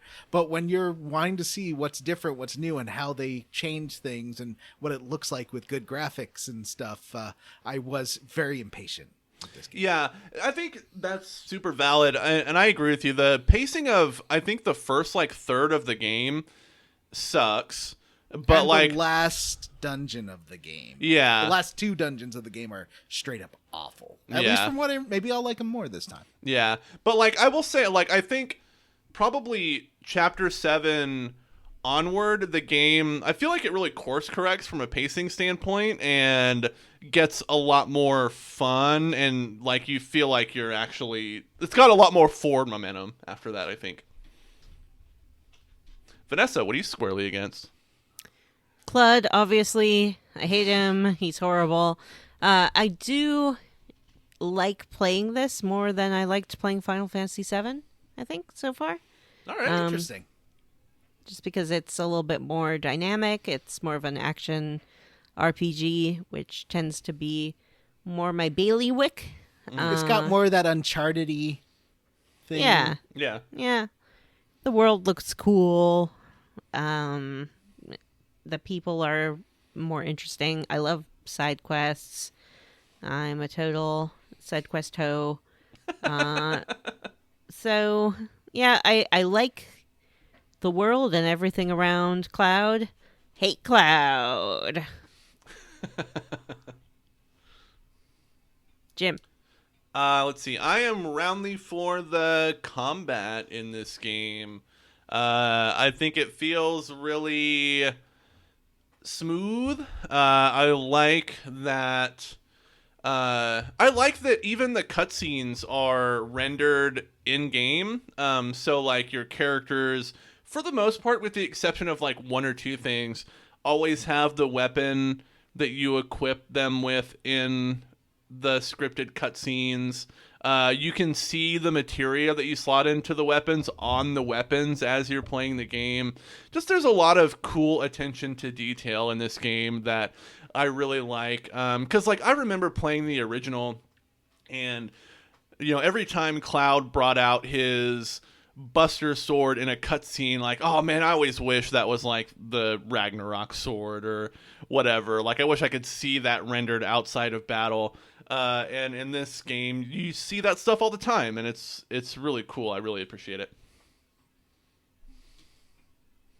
Do we have any emails that we want to read this week? I don't know that we do. Nope. All right. Well, I will do the obligatory Patreon plug and tell our listeners about our wonderful Patreon that they can sign up for at patreon.com/squarerootspodcast. On that Patreon is just a slew of bonus content. Vanessa, are we for sure doing D&D discussion this month? As far as I'm concerned, we are. All right. This month's bonus, according to Vanessa, tonight we're going to do a in-depth discussion of Dungeons and Dragons: Honor Among Thieves. We've And we're also going to do one. Yeah. Oh yeah, and we're also going to do a lore discussion of Final Fantasy VII Remake versus OG. So that'll be fun. I kind of fancy myself a Final Fantasy VII lore expert, so very excited about that. If you'd like to sign up for the Patreon, you can do so. Like I said, at patreon.com/SquareRootsPodcast. At the $3 level, get access to all that great bonus content. At the $5 level, you get all that content plus the ability to vote on games that we play for the show. We should have a new vote up in the near future. So keep an eye out for that, patrons. Also, as another benefit of being a patron, every week we like to read some of our Patreon usernames on the show and thank them personally. I'm going to kick us off this week by thanking Hudson Roth, friend of DeSoto Aaron O'Toole, Isaac Wright, Anthony Lerma, David Arnold, Seattle Sounders or soccer champions from Alaska to Trinidad, Sexy Grandma's Retirement Home, Hang It Up, Hang ENS, it up. Wedge Coon, Northern Loon, Star Drifter, Nick, Johnny Five Alive, Huxley Iguana, and Justin Rash. It's my turn. I would like to thank Tyler Crump, Robert T., Brian Pitt, Daniel Wood, Gage LaCharité, David Shook, Maybe Flesh Guys, Rubber Bear, I'm on it like a hat on a Ben, Gigantified Micro Space Hamster, Carmen Liz, Stephen Paget, Andy Smith, Double Penetration 2099, Michael Tully Klein Jr., and Andy M. I'd like to thank Benjamin Hilberg, Knopford, Seth G, Tracy, the Board Queen, Jesse's Mom's Pizza. You know, that one has just come around again to being relevant. Yep. Ryan Schmidt, Eduardo Franco, Wishbone is Gay, Ania Manzini, John B. Quaker Oatman, Joshua Rose, Angel, T. Balder, I Hardly Knows Her, Bumpkins. Oh, hey, it's Amanda P., Hexagon, Andy Best, Esteban Gonzalez, and Choco Mako Taco. All right, everyone, that's it for this episode of Square Roots. If you'd like to have an email read on the air, you can email us at squarerootspodcast@gmail.com. Come see us at our Facebook group, the Square Roots Podcast Group, for smart, cool, very attractive people, or find us on Twitter at Square Roots Pod. Please rate, review, and subscribe on iTunes, Ghana, or wherever you listen to podcasts. Thanks to Stephen Morris for our Square Roots theme. You can find Stephen on Twitter as Beige on Beige and on YouTube. Links are in the show notes. All right, everyone, for Square Roots, I'm Jim Banks. I am Matthew Van Zandt and Johnny Brandon. And I'm Vanessa. Bye.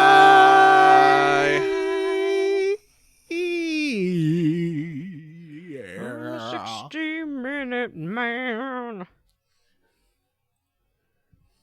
He keeps hacking and hacking and hacking. He's hacking and smacking.